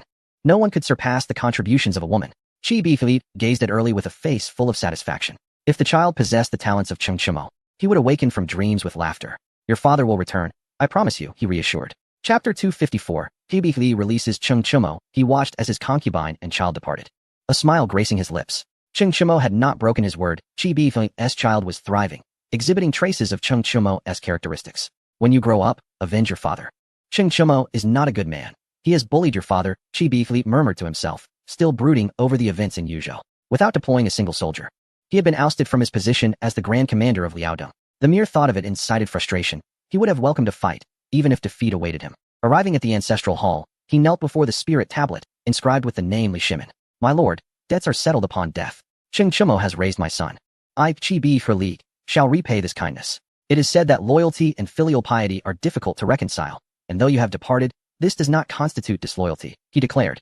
Shifting the tablet. With a series of clicks, a stone platform moved, revealing a hidden passage. Carrying an oil lamp, Chibi Heli ventured inside. After navigating the twists and turns, he reached the burial chamber of Li Shimin, cluttered with various remnants. Artisans of old had ensured their secrets remained buried, as many tomb raiders descended from those very craftsmen. Without hesitation, Chibi Heli approached the main tomb chamber.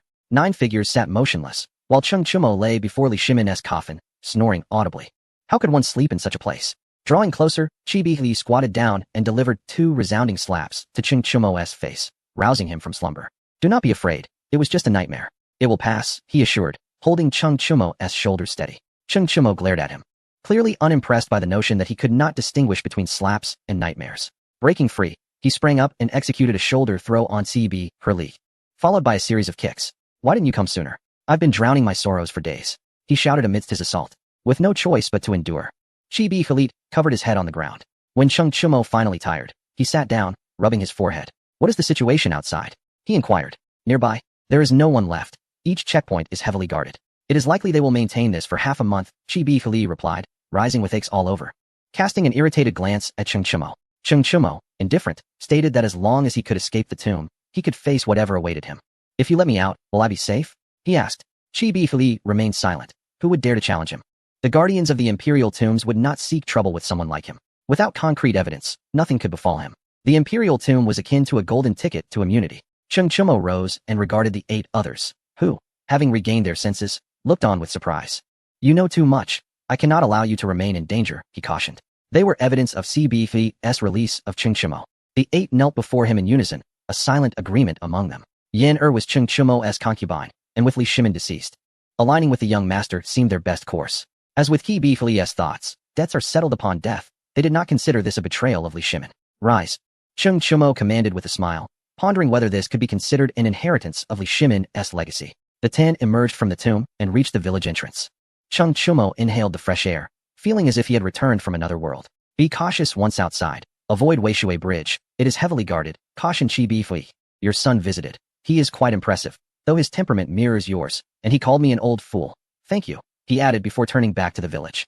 Cheng Chumo offered a bow to Cibi's retreating figure. Their paths would no longer intertwine. Debts were settled. I owe you, he declared, rising. Without heirs.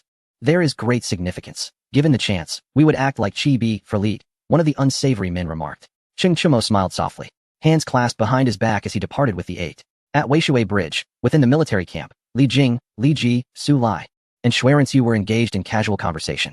This was the essential route leading away from Chang'an, and they were stationed there together. Do you think CB Herlead might secretly rescue Cheng Chumo? Li Jing pondered.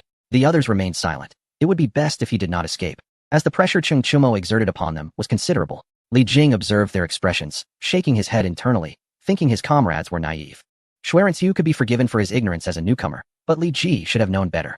Zhuge Liang employed the empty city ruse, causing Sima Yi to retreat at the sound of a lute. Li Jing continued. He left unsaid the rest, for they were all intelligent men who understood the implications. Sima Yi retreated due to the perceived value of the situation. Should Zhuge Liang perish, he would return home to tend to his children. Is Cheng Chumo akin to Zhuge Liang? Xuerensu inquired, earning disapproving glares from the others. Feeling embarrassed, Xuerensu realized it was not his place to speak. Youthful indiscretion. We are tasked with sealing this area. Other matters do not concern us, Li Ji stated. Nods of agreement followed. As it was difficult for military leaders to secure a peaceful end, the best strategy was to cultivate an adversary, one that could instill fear in the sovereign and perplex the generals. Report.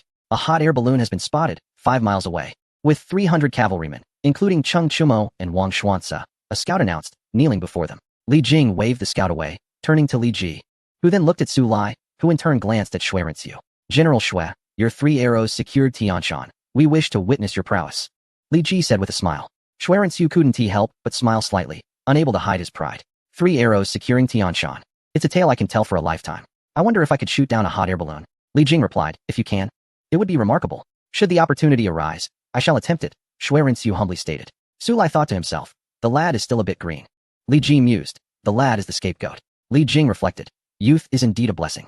They all understood who was aboard the hot air balloon, except for Xuerensu, who, being uninformed while in Chang'an, was unaware of the situation. Should he actually shoot it down, Xuerensu would become Cheng Chumo's sworn enemy, a true rival. Li Jing doubted Xuerensu's chances of success. He had attempted it himself, and even the finest archers could not reach a hot air balloon. The trio arrived at Weishui Bridge, where the special forces regrouped. Cheng Chumo bowed respectfully to Wang Xuanzi. In the future, you shall be the supreme commander of Gansu's 3 armies, Cheng Chumo declared, handing the bronze sword to Wang Xuanzi. Wang Xuanzi solemnly accepted it, bowing deeply. I shall not betray your high expectations, my lord, he vowed. A maid, cradling a child, rushed to Cheng Chumo's side. Your Highness, the child, she gasped. Cheng Chumo turned to the maid, a slight frown creasing his brow. Has she also been brought to Chang'an? The child of the fortunate general has been born? Before he could speak further, the Tang army assembled. Protect her, Cheng Chumo commanded. In the sky, Empress Changsun spotted Cheng Chumo and the maid, her heart swelling with joy. Yenner, the hot air balloon descends. They are below, she exclaimed, pointing downwards. Lower the altitude, she shouted from the balloon, causing everyone to look up. Cheng Chumo's lips curled into a smile, reassuring the Guanyin maid with a vigorous wave. Suddenly, 3 feathered arrows soared into the sky, piercing the hot air balloon. The arrows shattered its ignition apparatus, igniting a fierce blaze that engulfed the balloon. It swayed violently, and 2 figures plummeted into the raging river below, instantly swallowed by the water, vanishing from sight. Cheng Chumo, riding furiously, dashed towards the river, but the shadows of Empress Changsun and the maid were nowhere to be seen. The special forces' eyes burned with rage as they unsheathed their Tang sabers. The maid, staring blankly at the spot where the Empress had disappeared, fainted, her body going limp. Wang Xuanzi hurriedly caught her. As the maid regained consciousness, she glanced at the child in her arms. Take her to Cheng Chumo, she instructed, her voice barely a whisper. Wang Xuanzi took the child, sighing deeply. The woman's skirt was stained crimson, having just given birth and now searching for Cheng Chimo. The tragedy of Empress Changsuan's fall into the water was the final straw for her. She had fulfilled her promise, bringing the child to Cheng Chimo. Wang Xuanzi approached Cheng Chimo, cradling the child. "My lord, this woman has entrusted her to you," he said. Cheng Chimo's eyes were aflame with anguish as he gazed at Wang Xuanzi, who stepped back and lowered his head. Cheng Chimo turned his attention to the infant.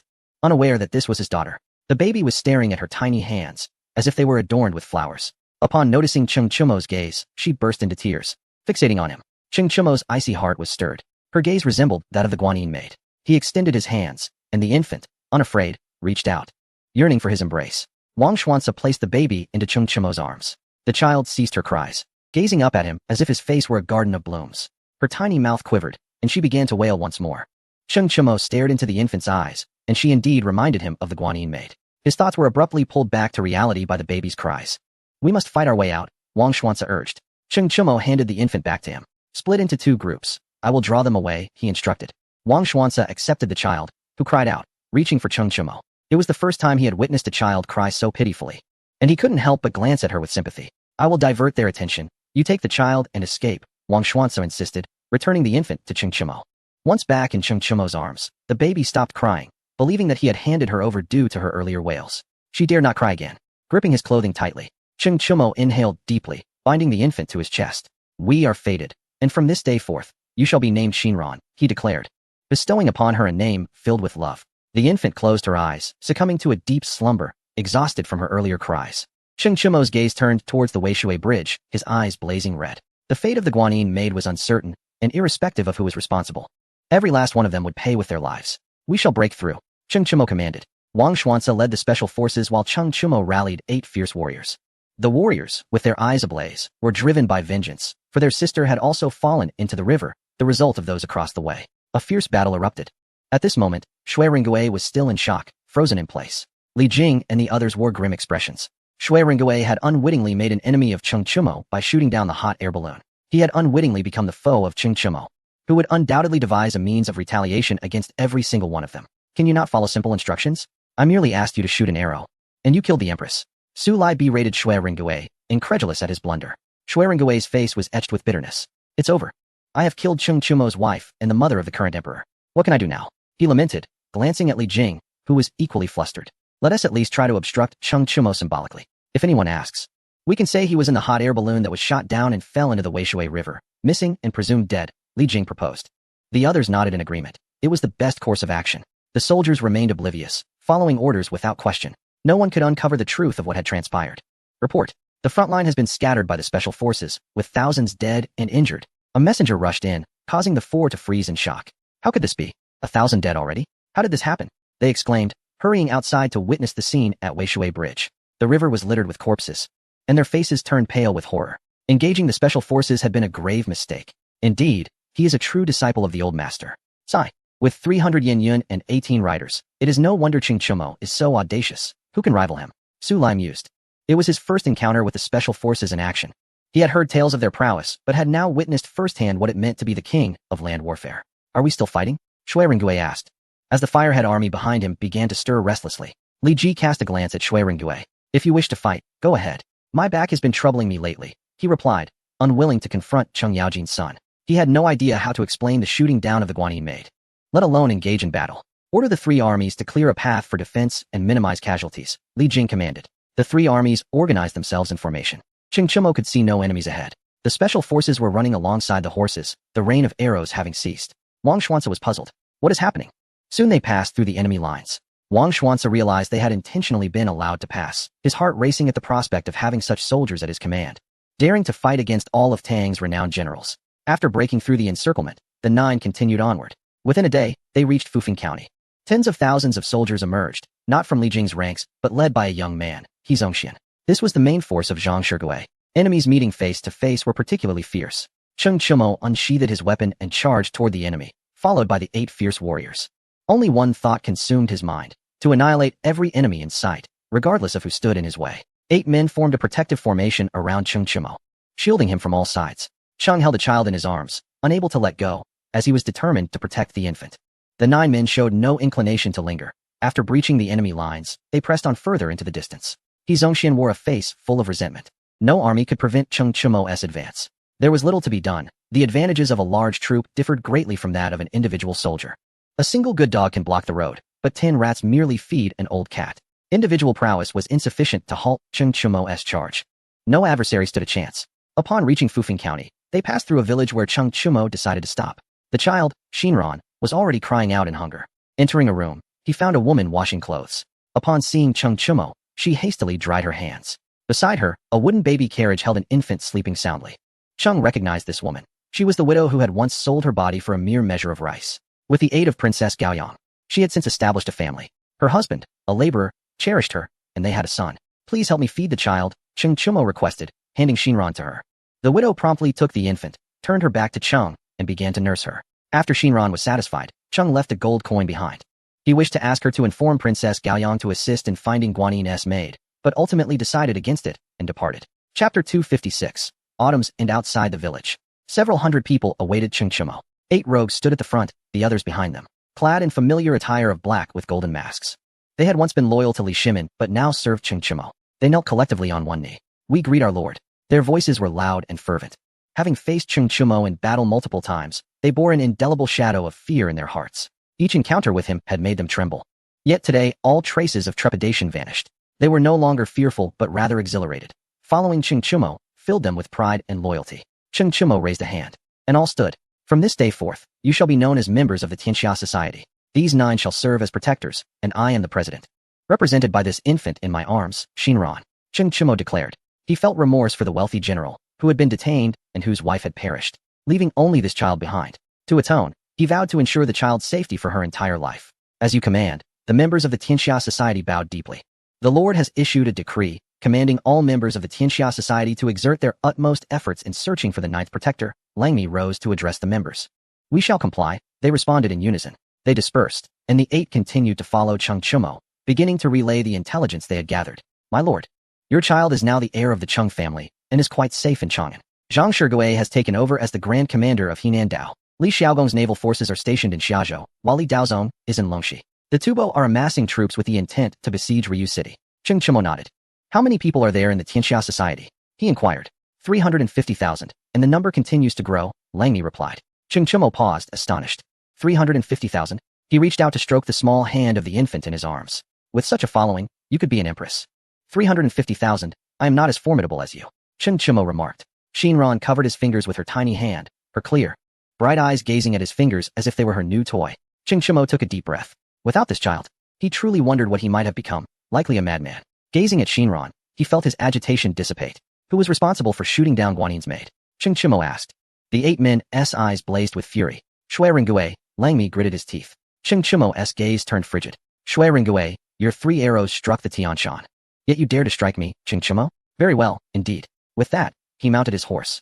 Yuzhou, Cheng Chimo uttered the words icily. The 9 departed Fufeng County, while spies from the court and the noble families watched them leave, refraining from action. No one would be audacious enough to attempt to assassinate Cheng Chimo.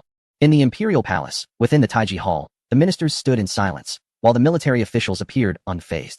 I accuse Li Jing and others. They have neglected their duties. Su Jingzong stepped forward. He dared not speak of their actions, as it was an unspoken secret that could be used against Cheng Chimo, yet could not be voiced openly. To do so would require them to condemn Cheng Chimo, and once condemned, they would find it impossible to remedy the situation. Cheng Chimo would surely retaliate. And how could they manage that? The Tang dynasty could easily be torn asunder.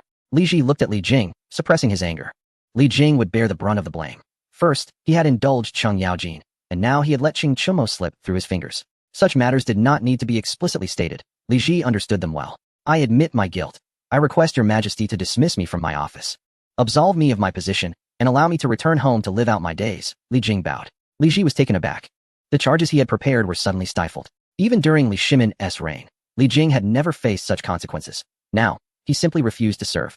Punishment would bring him joy, a notion that neither Li Shimin nor Li Ji dared to entertain. You are permitted to return home, retaining your official title and rank. Li Ji said.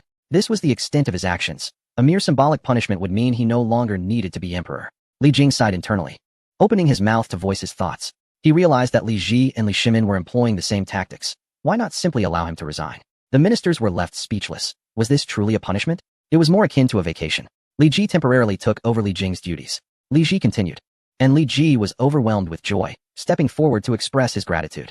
Inwardly, he thought, His Majesty is a true patron. Li Jing cast a sympathetic glance at Li Ji, silently warning him that he was naive to believe that serving as the Grand Marshal was an easy task. Li Jing was able to extricate himself due to his connections with the noble families. Did Li Ji have such backing? The day Li Ji turned against him would mark Li Ji's demise. Li Ji turned his gaze towards Shui Rengui, who now wore a troubled expression. He had shot down Empress Changsun and had also struck down the rogue leader, Zhou Yan. In doing so, he had offended both the rogues and Cheng Chimo. Would there be any good days ahead for him? Internally tormented, he sought an ally in Chang'an, but who would dare to support him given his current standing? The noble families had initially considered an alliance through marriage, but upon hearing of his actions against Empress Changsun and Zhou Yan, they quickly distanced themselves, severing ties. Well done, General Shui, Li Ji said through clenched teeth. This fool has shot down the Empress. Now her fate hangs in the balance. Shui Rengui shivered, not out of fear, but from a sudden chill. The ministers cast sympathetic glances at Shui Rengui. The young man had foolishly offended the most powerful individuals in the Tang dynasty.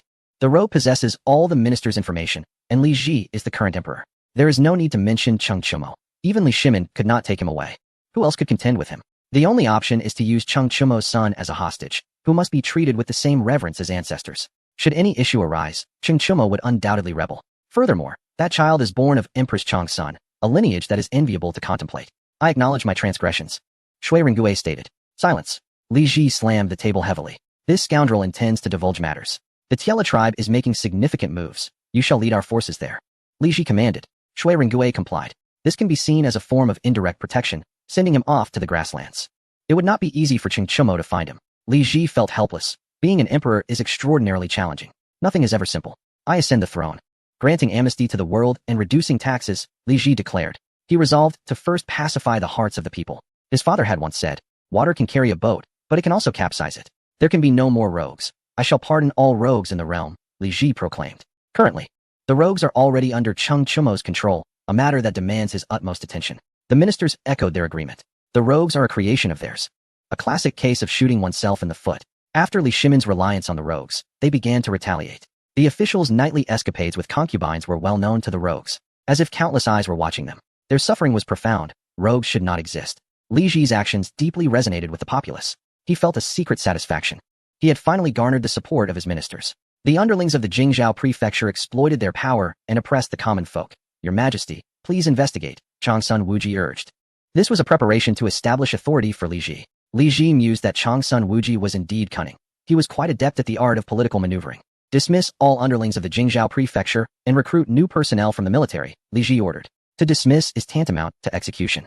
He did not need to specify how to proceed. Li Ji turned to Su Jingzong, who bowed in compliance. The ministers fell silent. The Jingzhou prefecture was filled with Li Tai's people, along with many rogues, making their cleansing a matter of reason. Chapter 257, Settling Accounts with Su Jingzong and Changsun Wuji's collaboration. Li Ji commenced a thorough purge of the Jingzhou prefecture. Su Jingzong did not gather evidence. He directly condemned the officials after inquiring the commoners about the prefecture's affairs. Those deserving of death were executed, and those who were not were also put to death. The market square in Chang'an was saturated with the scent of blood.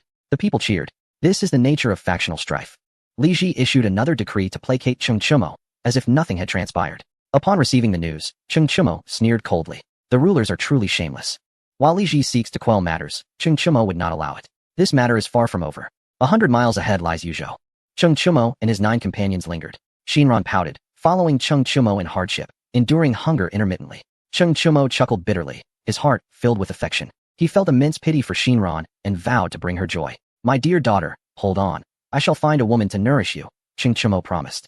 Shinran remained silent, her clear eyes brimming with tears. Cheng Chimo felt even more guilty. You all go and seek, he instructed. The 8 men trudged along with solemn faces. Their journey was fraught with difficulties, entangled with women. They spoke of capturing individuals, yet when the moment came, they nearly bowed before them. Finding a woman nursing a child was no simple task. The woman must not be startled. It could lead to weaning. If she were frightened and could not return, Cheng Chimo would surely unleash his wrath. The 8 men complied, faces drawn as they searched. A cart rolled along the road. An old man cracked his whip, the sound echoing. A woman's voice emerged from the cart. Father, lower your voice. The child is sleeping.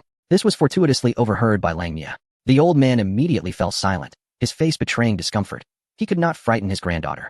You lot, stand there, Lang Mia bellowed, positioning his horse before the cart. The old man, startled, dropped his whip and quickly offered a smile. Good sir, we. The The three of us are merely passing through. Please accept this small sum for your troubles, he said, extracting a coin and placing it beside the saddle. Lang Ye glared. But the woman in the cart is nursing a child? He retorted. The old man trembled, bending to retrieve the coin and placing it back on the saddle. Hero, please temper your wrath. My granddaughter has just turned a month old. I beseech you to spare us, he pleaded. Lang Ye's heart surged with delight. A month? Isn't that about the same age as the chief's child?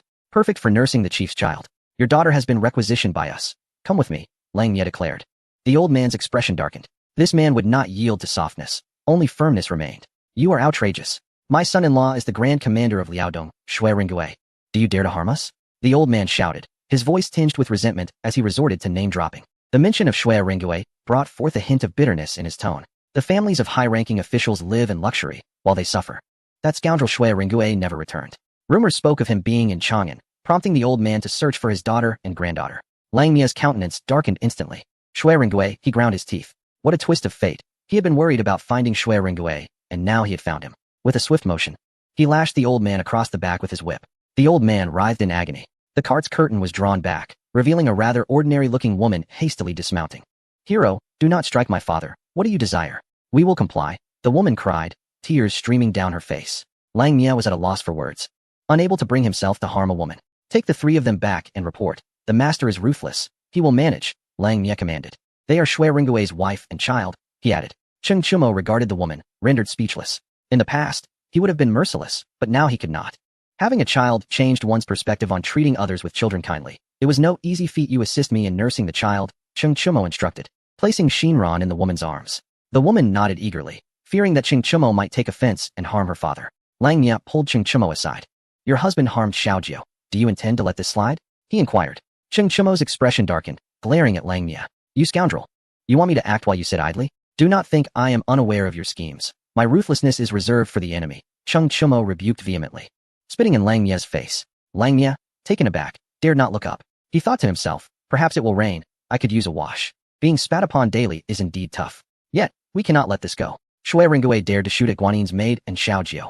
I have a plan, Cheng Chumo said ominously. Approaching the cart, he saw the woman had already fed Shinran and was playing with her. Cheng Chumo nodded quietly. Is this how all mothers are? This scene is filled with love. I harbor no ill will towards you. My daughter requires nourishment, and you shall be her wet nurse henceforth, Cheng Chumo declared. The woman nodded in agreement. What is your child's name? I shall take him as my disciple, he added. The woman, unable to refuse, replied, Shui Dingshan. Cheng Chumo understood. With a single arrow that pierces the clouds, 1,000 troops come to meet.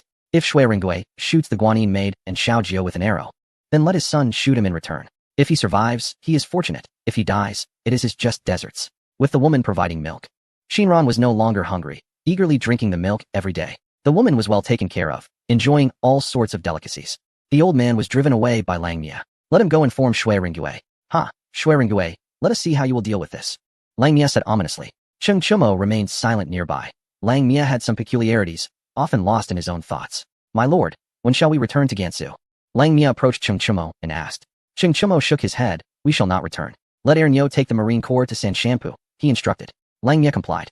Cheng Chumo sat on a stone, gazing blankly at the sky. Where are you, Guanin maid? Cheng Chumo muttered to himself. At that moment, his Guanin maid was sneezing. Woo-woo.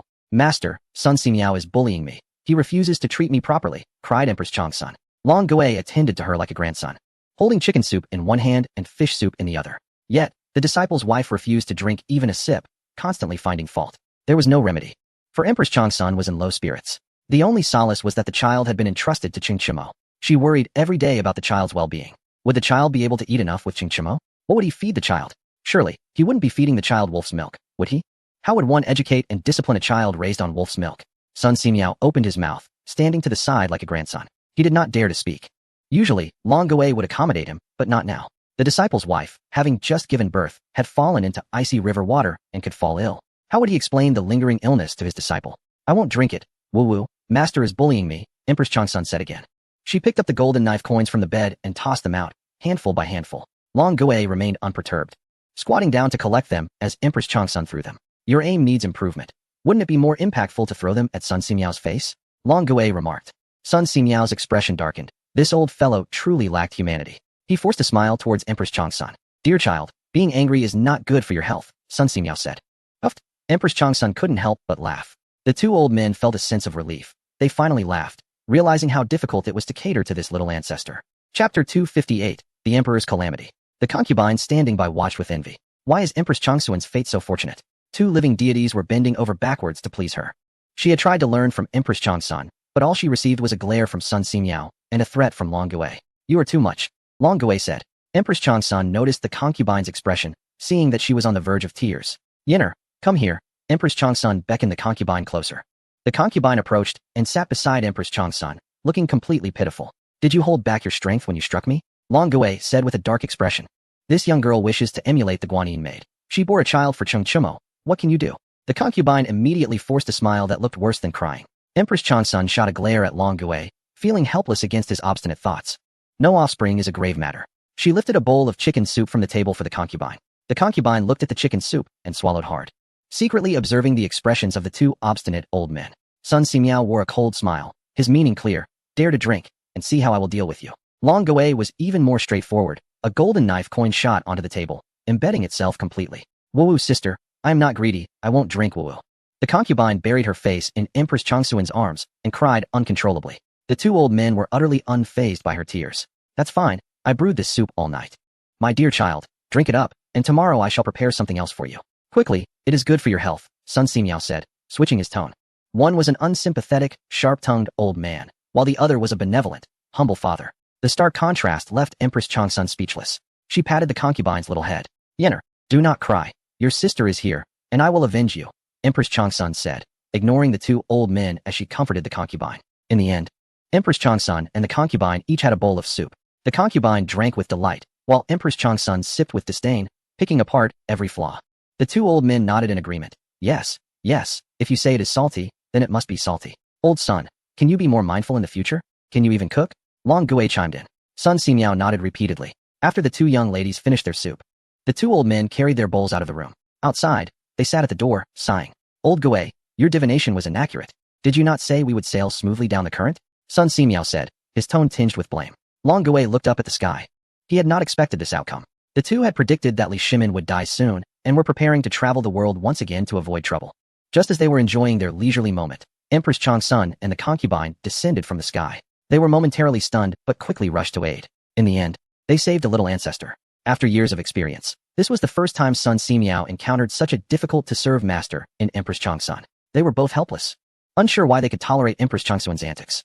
Had it been someone else, they would have turned their backs and fled long ago. Shall we go find your disciple?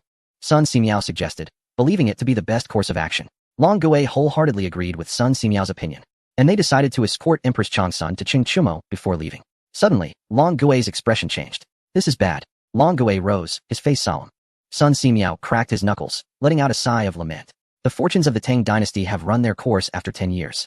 Whether by natural disaster or man-made calamity, we cannot tell, Long Gui remarked. The sky was overcast, shrouded in swirling green mist, as if enveloping the entire Tang dynasty. We need to stockpile medicinal herbs, Sun Simiao said. Long Gui nodded, looking towards the villagers not far away. Come here, Long Gui called. As they always brought some villagers along when they ventured out. The villagers approached. You go to Gansu and tell Xia Zhu to prepare medicinal herbs. The more, the better. You go to Fufeng County and inform the 7 great families to buy medicine. The more, the better, Long Gui instructed 2 villagers. They nodded and departed. Sun Simiao rose to inspect the horse-drawn carriage. Long Gui entered the room. Disciple's wife, we are bound for Changbai Mountain, he declared. The Empress Zhangsun, observing Long Gui's solemn demeanor, did not dare to delay. Without further ado, she began to gather her belongings alongside her maid. Master, we shall depart at once. The Empress stated, mounting the carriage with assistance from her maid. Long Gui subtly nodded in acknowledgement. The disciple's wife, typically difficult to manage, exhibited remarkable decisiveness in times of urgency. It was no wonder she had nurtured 2 formidable figures, Li Shimin and Cheng Chumo. Li Shimin, of course, needed no introduction. He had perished in Yuzhou. Cheng Chumo faced circumstances akin to those encountered by Long Gui and the others. A green mist enveloped the heavens and the earth. If one were to claim this mist was harmless, Cheng Chumo would not believe it. How could something deemed innocuous be of such a hue? According to scientific understanding, green gases are often detrimental. Do not exit the carriage, Cheng Chumo instructed the women. He was somewhat self-deceiving. This mist was formless and could not be warded off by the carriages of this era. Wolfmelt approached Cheng Chumo. My lord, what shall we do now? This mist does not bode well, he voiced his concern. Cheng Chumo maintained a calm demeanor. It is inevitable. Every new emperor's ascension is accompanied by various calamities, he replied. Upon closer examination, one would find Cheng Chumo's assertion accurate. New emperors indeed attract great disasters, as if the entire nation were testing their mettle. The ability to restore peace or to manage chaos presents a formidable challenge. When Li Yuan ascended, the realm suffered from severe drought. Li Shimin's coronation was marred by snowstorms and locust plagues. Now, with Li Ji newly crowned, the weather had taken a turn for the worse, leaving everyone to ponder the nature of the impending calamity. If disasters were to manifest based on the character of the emperor, perhaps few would believe it. Li Yuan, with the heart of a fierce tiger, led his sons in rebellion. His imperial tribulations were marked by drought, a fact that son he could attest to. During Li Shimin's first year, locusts ravaged the land, followed by unrelenting snowstorms in the subsequent year, resulting in countless casualties. As for Li Ji, he was notably astute. What form his imperial tribulations would take remained a mystery to all. Cheng Chumo's expression darkened at the mention of Li Ji. The scoundrel was more cunning than his father, having taken Cheng Chumo's son hostage, inciting a deep-seated resentment within Cheng Chumo. A sigh escaped him. It had been so long since he had seen his son. Li Ji, should I ever lay eyes upon you, I shall ensure your demise, Cheng Chumo vowed. He felt no pressure at the thought of ending Li Ji's life. Wolfmelt remained silent, having experienced an unprecedented sense of freedom since aligning with Cheng Chumo. There were no constraints. Cheng Chumo hardly attended to them, as their tasks were simple, either finding individuals or gathering intelligence, with no need for their direct involvement. Have we located the individuals? Cheng Chumo inquired of Wolfmelt. Wolfmelt shook his head. Who could trace the whereabouts of Sun Simiao and Long Gui? They are elusive as a dragon, seldom seen. Cheng Chumo lamented, truly difficult to find. Suddenly, a thunderous crack echoed through the clear sky, startling the children into tears. Cheng Chumo hurried into the carriage to comfort Shinran, gently stroking her hair. Touching your hair won't frighten you, he reassured her. Shinran pouted, as if to say her father was deceiving her. She was genuinely afraid. Chapter 259. The onset of calamity. Shinran pointed outside. Dark clouds gathered ominously in the sky. The thunder seemed to summon the stormy clouds, followed by silent flashes of lightning that tore through the heavens. Cheng Chumo gazed outward, astonished. He witnessed a phenomenon he had never seen before. As if the sky's windshield had shattered, cracks spreading throughout. This celestial occurrence was not confined to Yuzhou. Half of the Tang dynasty lay beneath the shadow of these dark clouds. A cold wind swept by, heralding the onset of torrential rain. It felt as though the heavens were leaking. On the first day, Cheng Chumo showed little reaction. By the second day, the rain intensified. On the third day, the earth could no longer absorb the deluge. Water pooled on the surface, shimmering brightly. 2 weeks later, the Yellow River, overwhelmed by the gathered rainwater, became tumultuous, branching into countless tributaries, inundating many low-lying counties. The affected area was unprecedented. Yuzhou endured a baptism by flood, although the city itself remained dry. All crops beyond its walls were submerged. This year, not a blade of grass grew. The floodwaters had even reached the carriage. The women, holding their children, stood inside, while Cheng Chumo's expression darkened. If Yuzhou fared thus, what of other regions? Cheng Chumo pondered, as the 8 individuals traversed through the water. Thankfully, the warhorses could swim. My lord, what shall we do? Wolfmelt asked. All 8 turned their eyes toward Cheng Chumo. He was their anchor. This rain shows no signs of abating. We must seek a boat, Cheng Chumo decided. Nearby, a river flowed. The 8 promptly swam toward it. In the distance, a large vessel appeared, manned by 2 elderly men. The river's currents were treacherous, and the group hesitated to swim across. Their spirits lifted as they saw the boat approaching their direction. Wolfmelt waved vigorously. As the vessel drew nearer, excitement surged within them. Once aboard, they would seize control of all aboard. It would belong to their lord. Wolfmelt thought. A classic case of biting the hand that feeds you. The 7 agreed. As the ship approached, they climbed aboard. Wolfmelt was the first to act. Long Gui observed in silence, bemused. These 8 individuals were truly naive. No need for Long Gui's intervention, as the villagers swiftly subdued the 8 with a thorough beating. The punishment was somewhat severe. The 8 struggled to rise. The Empress Zhang Sun emerged from the cabin, with Sun Simiao holding an umbrella for her. Take it slow. Do not rush. Your health is only just improving, Sun Simiao said, his demeanor overly attentive. The Empress paid him no heed. There was a reason for Sun Simiao's attentiveness. On a previous day, the Empress had been somewhat irritable due to her longing for children, and Sun Simiao had audaciously requested money. How could she tolerate that? The Empress had simply stated, from now on, not a single coin. When she said there would be none, she meant it. No one could extract even a penny. Not even Cheng Chumo. Sun Simiao had surrendered, attending to her like a dutiful grandson, hoping she would forget past grievances. You are quite commendable. I shall grant you 100 when each month from now on, the Empress declared, ever so frugal. Sun Simiao's eyelids twitched. He had previously spent money without a second thought, but now he understood the value of wealth. This was the Empress's intention. Sun Simiao had been exceedingly extravagant. Only Cheng Chumo remained unconcerned, for even the prominent families could not withstand Sun Simiao's extravagance. While Cheng Chumo neglected the Empress, he could not ignore her entirely. She was, after all, the one overseeing matters. The Empress cast a sideways glance at Sun Simiao. What, does it seem excessive? A farmer earns only 101 in a year. Is that not reasonable? She remarked. Long Gui suppressed a laugh, thinking, Well done, Sun Simiao. Why are you not flaunting your success now? Were you not so impressive? Do you not have the backing? Sun Simiao forced a smile, hesitant to speak further. Uttering another word would likely result in the loss of all that money to this young lady. Empress Changsun gazed at the 8 individuals. Release them, she commanded. That day, she had seen the 8 trailing behind Cheng Chimo. Where's Chimo? Where are the children? She inquired, her tone tinged with urgency and deep longing for her child. The 8 knelt on one knee upon the deck. We pay our respects, my lady, they chorused in unison. Wolfmelt pointed in a certain direction. Empress Changsun turned her gaze towards Master Longuewei. Can the ship navigate through there? She asked. Longuewei assessed the ship's draft. There are too many people. If there were fewer, it might be possible, he replied. Without hesitation, Empress Changsun issued a command. Everyone, jump into the water. Ultimately, only 4 remained. The ship's draft was still insufficient. Sun Simiao looked at his concubine, who was preparing to leap. Wait, you cannot jump. Empress Changsun interjected, turning her gaze to Sun Simiao. His face darkened with resignation as he plunged into the water with a splash. The great ship advanced, and after a while, they reached the carriage where Cheng Chimo was located. A woman stood atop the carriage, cradling 2 children, while Cheng Chimo held up an umbrella. Upon seeing the large ship, the woman's joy was overwhelming. The water level was rising. Without the ship, they would be doomed. Cheng Chimo and Empress Changsun were both momentarily stunned, locked in a silent gaze. After a long pause, Cheng Chimo erupted into laughter. Empress Changsun vigorously waved her left hand. As the ship approached, Cheng Chimo lifted the woman aboard. Holding her was akin to embracing the children. The 4 boarded the ship. Empress Changsun threw herself into Cheng Chimo's arms. Oh, you have finally returned. Sun Simiao and Master have bullied me, she cried. Longuewei's eyes widened in disbelief. Is this how it is done? Is there such a thing as telling tales? Cheng Chimo looked at Master Longuewei with deep regret. Longuewei smiled wryly, feeling helpless. Empress Changsun descended from Cheng Chimo's embrace and hugged Shinran tightly, their eyes brimming with unspoken emotion. Cheng Chimo observed quietly. The resemblance between the 2, one large and one small, was striking. After a long moment, Empress Changsun asked, what is our daughter's name? Her voice was filled with delight. This is the child of Fuyang, not ours, Cheng Chimo replied, a hint of melancholy in his tone. A child must be nurtured by its own parents. Empress Changsun shot Cheng Chimo a flirtatious glare, recounting everything to him.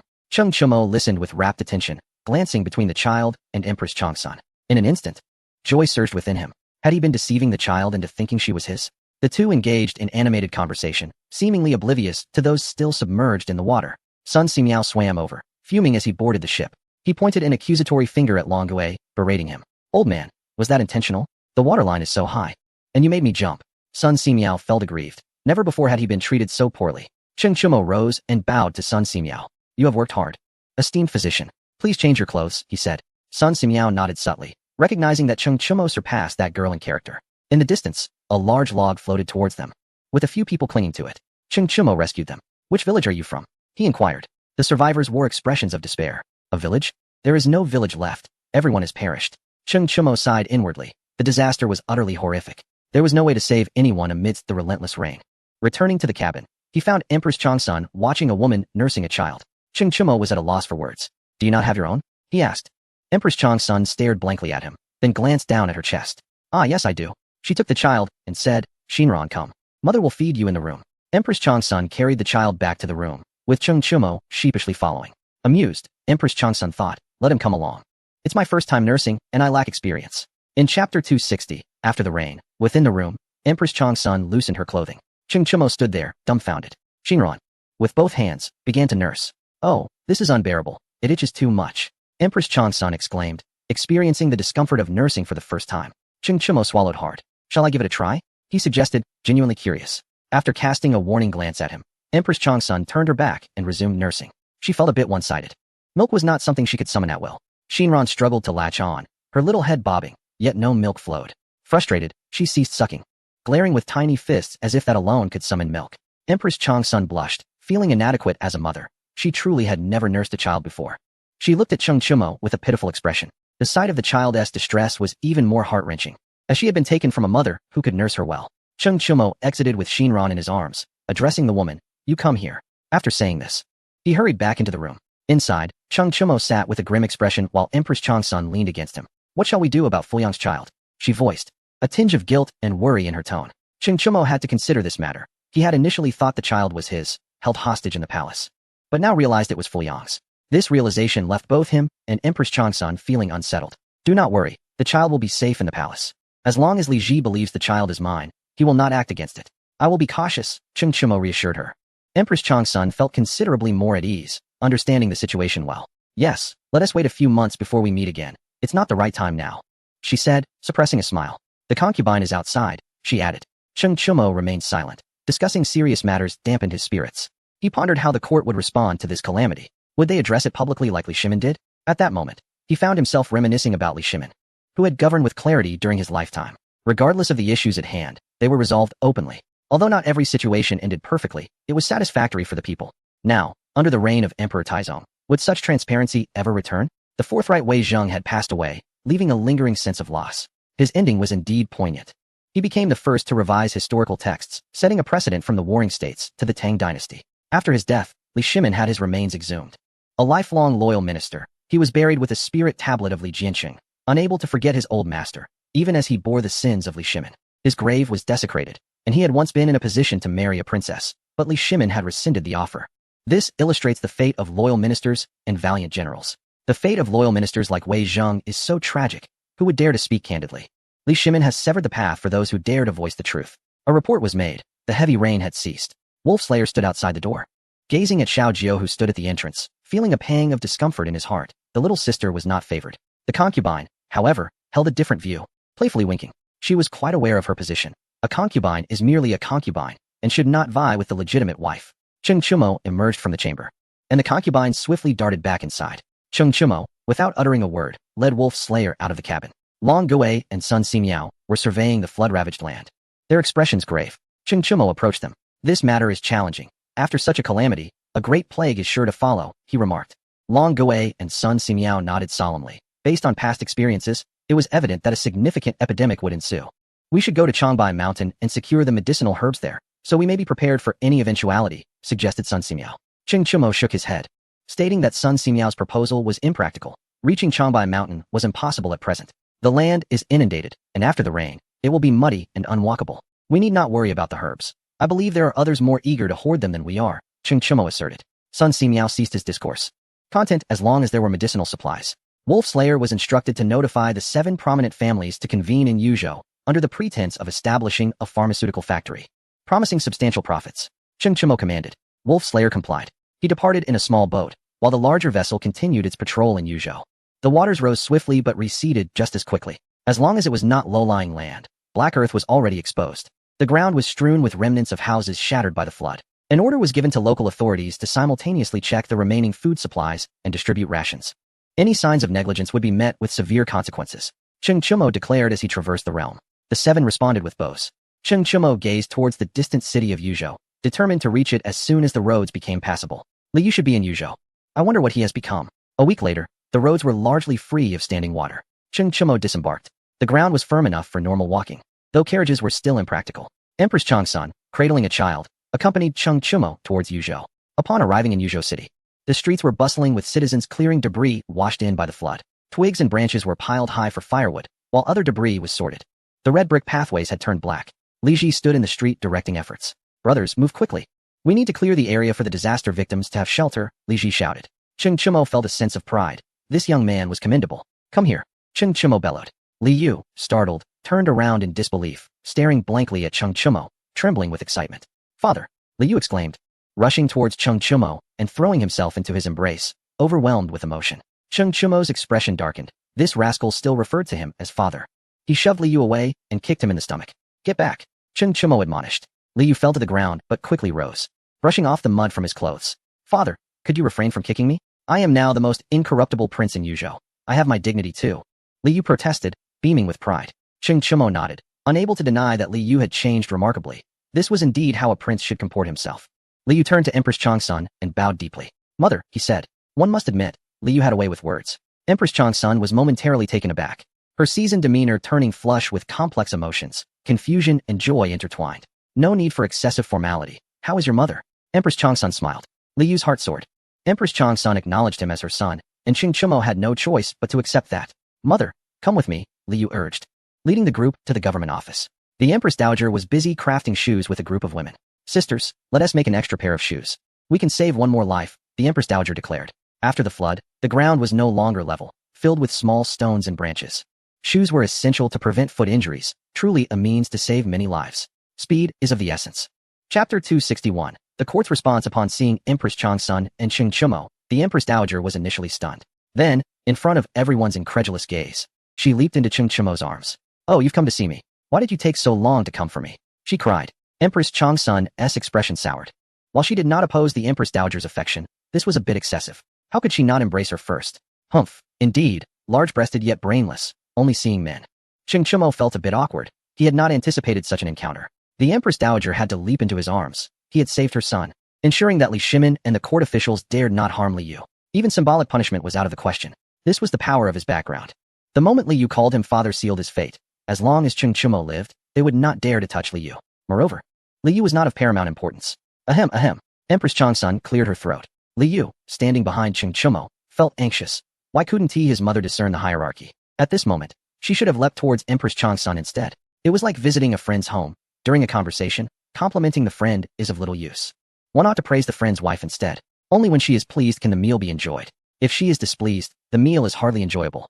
Li Yu concluded that leaping towards Cheng Chumo was a mistake. To enter the home of his father, one must first pass through Empress Changsun's approval. She was the true matron. If the matron does not extend her hand, how could one hope to enter? "Mother, look who has arrived," Li Yu had to remind her. The Empress Dowager finally rose, looking towards Empress Changsun and quickly bowing. "I have met you before as sister. I still call you sister. What a coincidence." The Empress Dowager remarked. Li Yu face-bombed. What was his mother thinking? Empress Changsun was not genuinely angry. There was no point in being upset with the Empress Dowager. Even if she were to die of rage, the Empress Dowager would remain oblivious to her misstep and would only perceive her as petty for not treating her as kin. Empress Changsun entrusted the child to Cheng Chumo, then grasped the Empress Dowager's face. "Only now do you notice me? Let me show you how to deal with this," she said, manipulating the Empress Dowager's face into various shapes. The Empress Dowager, complying, made silly faces. "Sister, be gentle. A big face is not pretty," she protested. Her words somewhat garbled due to the face pulling. Empress Changsun wore a cold smile. "Whom do you still wish to entice?" she inquired. Feeling exasperated and bemused, encountering someone like this left one speechless. The Empress Dowager was entirely unafraid of Empress Changsun. The reason is quite simple. She has never wronged Empress Changsun. So why should she fear her? In the heart of the Empress Dowager Yin, Changsun is like an elder sister, a remarkably astute one at that. The Empress Dowager Yin released Changsun's hand and, with both arms, began to nuzzle against her. Beauty is not only adored by men. Women too can appreciate the allure of beauty. Changsun holds a particular fondness for Empress Dowager Yin, finding her presence pleasing and devoid of ulterior motives. Such women are indeed rare in this world. Changsun lifted Xin from Cheng Chumo's embrace and departed with the women. Cheng Chumo shook his head, wondering why she didn't linger a bit longer. "Adoptive father, the situation in Yuzhou is dire due to the disaster. What shall we do?" Li Yu inquired. Cheng Chumo did not respond. Li Yu was doing exceptionally well. Disasters are not to be feared. What is truly terrifying is the aftermath. Those who survive the floods are fortunate, yet we must not allow them to starve. In fact, while many perish in great calamities, the number who die from starvation is often greater. After the floods, little remains. The granaries of the officials are seldom washed away, while the grains of the common folk are likely to be swept away, for their storage methods are far too rudimentary. "Try doing it yourself. I will assist you," Cheng Chumo said, patting his shoulder. Li Yu nodded earnestly and left the government office to implement the plan. In Chang'an, within the Taiji Hall, Emperor Li Ji, clad in a yellow dragon robe, sat upon the dragon throne and inquired, "What is the status of the disasters in various regions?" Su Jingzong stepped forward and bowed. "I believe the situation remains within controllable limits. It may be best to let the localities resolve it themselves." The ministers fell silent, secretly acknowledging Su Jingzong's prowess. It is evident to even the most naive that this flood cannot be addressed by local efforts alone, without seeds for the coming year. Even grains that survive the flood will not endure, having been soaked. Li Ji nodded, for he was entirely unaware of the realities outside the palace. He merely listened to the words of his ministers. "Then let the localities resolve it," he decreed. Ma Zhou prepared to speak, but was gently nudged by a civil official beside him. Sighing internally, Ma Zhou refrained from further comment. Since Wei Zhang's death, he had considered resigning several times. As a commoner's son, he found it difficult to comprehend the court's intricacies. In the past, during Li Shimin's reign, things were less complicated. Today, however, the court exuded an atmosphere where integrity was seen as a crime and straightforward advice a luxury. Just observe whom Li Ji favors: Su Jingzong, who manipulates both superiors and subordinates; Changsun Wuji, who wields great power, deftly navigating between noble families; and Li Ji, preserving his own interests; and Li Daozong, who needs no introduction. Zhang Shige may be a capable warrior, but look at his two sons-in-law. One, He Zongxian, is derisively known as the dog-in-law, devoid of talent. "I propose we inspect the localities," Fang Xianling suggested. "Minister Fang, do not fabricate tales. The Tang dynasty is currently in a prosperous era. Even if there are some disasters, the common people are more than capable of self-rescue," Su Jingzong replied. To everyone's astonishment, Li Ji nodded in agreement. Fang Xianling felt a wave of desolation wash over him. Minister Fang, there is no need for further discussion. This matter will proceed as Su Jingzong has advised, Li Ji stated. Minister Fang, your health is not robust. It would be better for you to return home and enjoy your retirement, Li Ji added. A new ruler brings new ministers, Fang Xianling bowed. Thank you, Your Majesty, he replied, though he had already submitted a memorial requesting to retire. Li Ji nodded as several members of the 1,000 Bull Guards entered, pushing Fang Xianling out of the grand hall. Many elder ministers felt their eyes welling with tears. Although some had conflicts with Fang Xianling, they could not accept the treatment he received. Several old ministers immediately stepped forward to resign. The noble officials could no longer bear to witness this, and also stepped forward to resign. The fate of someone like Fang Xianling, who had dedicated his life to the Li Tang, ending in such a manner was disheartening. They felt a chill in their hearts, regretting what might have been if Li Chengqian had ascended to the throne. Would he have treated the elder ministers in such a way? The answer is no. Li Chengqian would have shown kindness to every elder minister. Regret was futile. During Li Chengqian's first regency, how did they behave? They constantly sought faults. At that time, Li Chengqian only executed one person, despite being wronged in such a manner. The phrase lifting a stone only to drop it on one's own foot aptly describes these ministers. Now that Li Ji has seized power, he appears gentle and kind-hearted. Yet he is, in truth, ruthless and unfeeling, heavily favoring sycophants and governing with an inexplicably lenient hand. Local officials grow bolder, and the various military governors dominate their territories.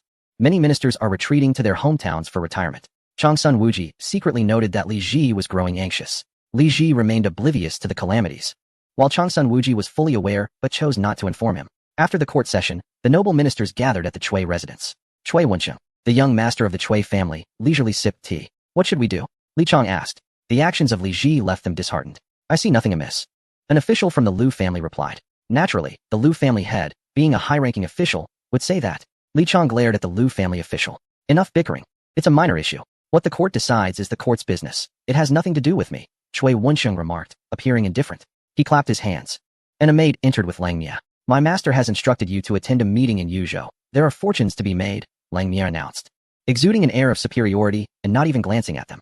The ministers felt uneasy, recognizing Lang Mia as a dog of Li Shimin, now serving Cheng Chimo. The Lu family official glared, incredulous that a scoundrel dared to be so arrogant. What are you? Is this place suitable for your presence? He demanded. Lang Mia remained unfazed, reciting the official's sordid past.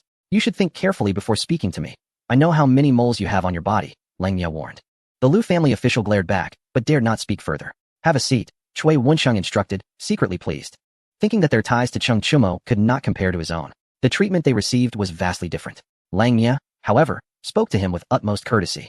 I believe that Prince Cheng is correct. This flood is merely a minor issue. The real calamity is yet to come. What we must do now is prepare medicinal herbs, Chui Wencheng stated nonchalantly, implicitly conveying to the noble families that whether they participated or not was inconsequential to him. He had no interest in wealth, having amassed a fortune alongside Cheng Chimo's brother. We, the Li family, concur. Prince Cheng is our son-in-law. He would not act without cause, Li Chang declared. His face filled with pride. Chui Wencheng's expression darkened. The Li family was truly shameless, even involving marriage alliances. He contemplated bringing his sisters along when he next met Cheng Chimo, offering them to him if he fancied them. He could not allow the Li family to be so arrogant. Chui Wencheng believed he was closer to Cheng Chimo than anyone else. Other noble families scoffed. Could Cheng Chimo really last a few more days? He had been ensnared in a grave situation and could not retaliate. His son left in the palace as a hostage. This gathering ended on a sour note. The noble families truly divided. The facade of harmony was crumbling, and it was only a matter of time before they tore each other apart. After the crowd dispersed, Chui Wencheng brought Lang Mia to the Dan Temple. The temple had undergone significant expansion, having received a mountain as a gift from Wu Meinyang. All the equipment and research personnel remained, as Li Ji showed little regard for their work. Wu Meinyang did not intercede, fully aware that Li Ji's indifference rendered her efforts futile. Such extravagant expenditures were beyond Li Ji's capabilities. Only his brother-in-law, Cheng Chimo, could afford them. Upon entering the main hall, they encountered the abbot, who was indulging in wine and meat. Chui Wencheng, accustomed to this scene, seated himself opposite the abbot and began to partake in the feast, with Lang Mia doing the same without hesitation. The abbot turned to Lang Mia, inquiring about his recent circumstances. Lang Mia, unwilling to be careless, replied that he did not know. The abbot silently acknowledged Lang Mia's discretion, admiring his reliability in keeping secrets. They raised their cups in toast, sharing the drink among the three of them. Chui Wencheng proposed that the temple acquire medicinal herbs through Buddhist channels. The abbot had no objections, as he now held a position of leadership within the Buddhist community, supported by Wu Meinyang's influence in the palace. Who would dare to offend him? It's a minor task. The matters instructed by my junior are of utmost importance, Let us aim for a modest acquisition, the abbot suggested. Langmia shivered at the thought. 100 million coins? That would be quite a sum, he exclaimed, realizing why Xiao Jiu had come seeking assistance. Indeed, they were wealthy. Cui Wenqing shook his head, asserting that it was insufficient. This time, we must drive the price up. When the need arises, we shall see where they source their herbs, he remarked, revealing his mercantile mindset, hoping to profit from the situation. The abbot disagreed, fully aware of Cheng Chumo's character. He would never exploit a calamity for gain, as it would lead to a loss of heirs. No, we shall not contend for this money. Heed my counsel, the abbot insisted. Cui Wenqing nodded in agreement. A matter of 100 million was not worth quarreling over. Multiple consecrations would suffice. The abbot's blessings were not a trivial affair. He could illuminate the entire mountain, leading the townsfolk to kneel in reverence at each consecration, all thanks to Wu Meinyang's influence. In the palace, Wu Meinyang held a child in her arms, her small face scrunching up in displeasure. Why is this child so unattractive? Is this Cheng Chumo's offspring? He bears no resemblance. Yuan Tiangang entered the room, prompting Wu Meinyang to bow slightly. Master, you have arrived, she greeted. Yuan Tiangang nodded, satisfied with his disciple. He envied Long Gui for having Cheng Chumo as a disciple and wished for a capable apprentice himself. If he were to foresee future events, he would surely be infuriated, realizing that all his efforts served to embellish Cheng Chumo's legacy. This disaster is not yet over. Refrain from speaking, Yuan Tiangang cautioned. Wu Meinyang needed no reminder. Such matters were best left unspoken, for they bore no fruit. I must journey to Yuzhou, he added, leaving no room for Wu Meinyang's response as he departed. Soon after, Li Ji arrived at the Ganlu Hall, swiftly lifting Wu Meinyang and carrying her to bed. She remained unfazed, staring at the ceiling, her eyes tinged with red. As she closed her eyes, her thoughts drifted to Li Shimin. Li Ji concluded his desires quickly, lying back with a smug expression. Meinyang, how severe do you think this flood will be? He inquired. Feigning sleep, Wu Meinyang thought. They believe I am oblivious. How naive. Am I so easily deceived? Li Ji continued. Meinyang, do you think I am unaware? Wu Meinyang felt a sense of helplessness. Did he believe that inaction was acceptable? Was purging dissenters more crucial than the welfare of the realm? How would Li Shimin have acted? He would have dispatched all princes to the provinces to provide aid. This exemplified the disparity between a timeless emperor and a mere ruler. Li Yuan, aware of impending disasters, opted for silence, striving to suppress information. Thus he lost power to Li Shimin. Li Ji followed a similar path. His reign mirrored Li Yuan's, destined for a similar fate of being sidelined. Your Majesty, will you regard the importance of technology? Wu Meinyang inquired, observing Li Ji. Not yet. Let us wait until the Tang grows wealthier, Li Ji replied. Wu Meinyang inwardly condemned his ineptitude. Your father compelled Cheng Chumo to hang oil lamps upside down, and you, it seems, wish to wait for prosperity? You are utterly incapable. Feigning a charming smile, Wu Meinyang replied. Your Majesty speaks truly. The court is now stabilized under your rule. But there remains an unforeseen variable that you have yet to consider. She playfully blinked at him. Li Ji, intrigued, pressed for the identity of this variable. Zhangsun Wuji. Wu Meinyang disclosed. Li Ji frowned, recognizing the considerable power wielded by Zhangsun Wuji, which could prove detrimental. Meinyang, you have indeed learned well from being by my father's side, he conceded. Wu Meinyang nestled closer to him, teasingly asking, who is mightier, my father or you? Li Ji's inquiry made her tremble. She hesitated to respond. Yet, under his persistent questioning, she reluctantly replied, Your Majesty is formidable. Li Ji laughed heartily. Just then, a eunuch announced the arrival of Su Jingzong. Li Ji rose to depart, leaving Wu Meinyang's expression sour. Your Majesty, even being poisoned would be preferable to your current state, she murmured in frustration. Chapter 263. Support for Yuzhou finding it unbearable to remain in the palace. Wu Meinyang decided to take a stroll. She felt unrecognized and unmonitored within the imperial confines.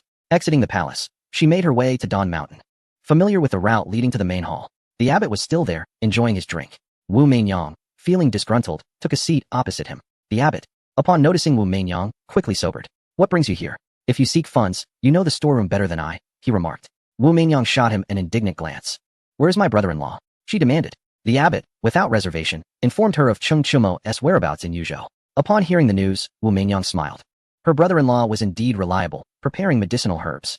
Although she wished to visit, she lacked an excuse. After pondering, she returned to the palace to find Li Ji. Your Majesty, I miss my sister dearly and wish to see her, she expressed.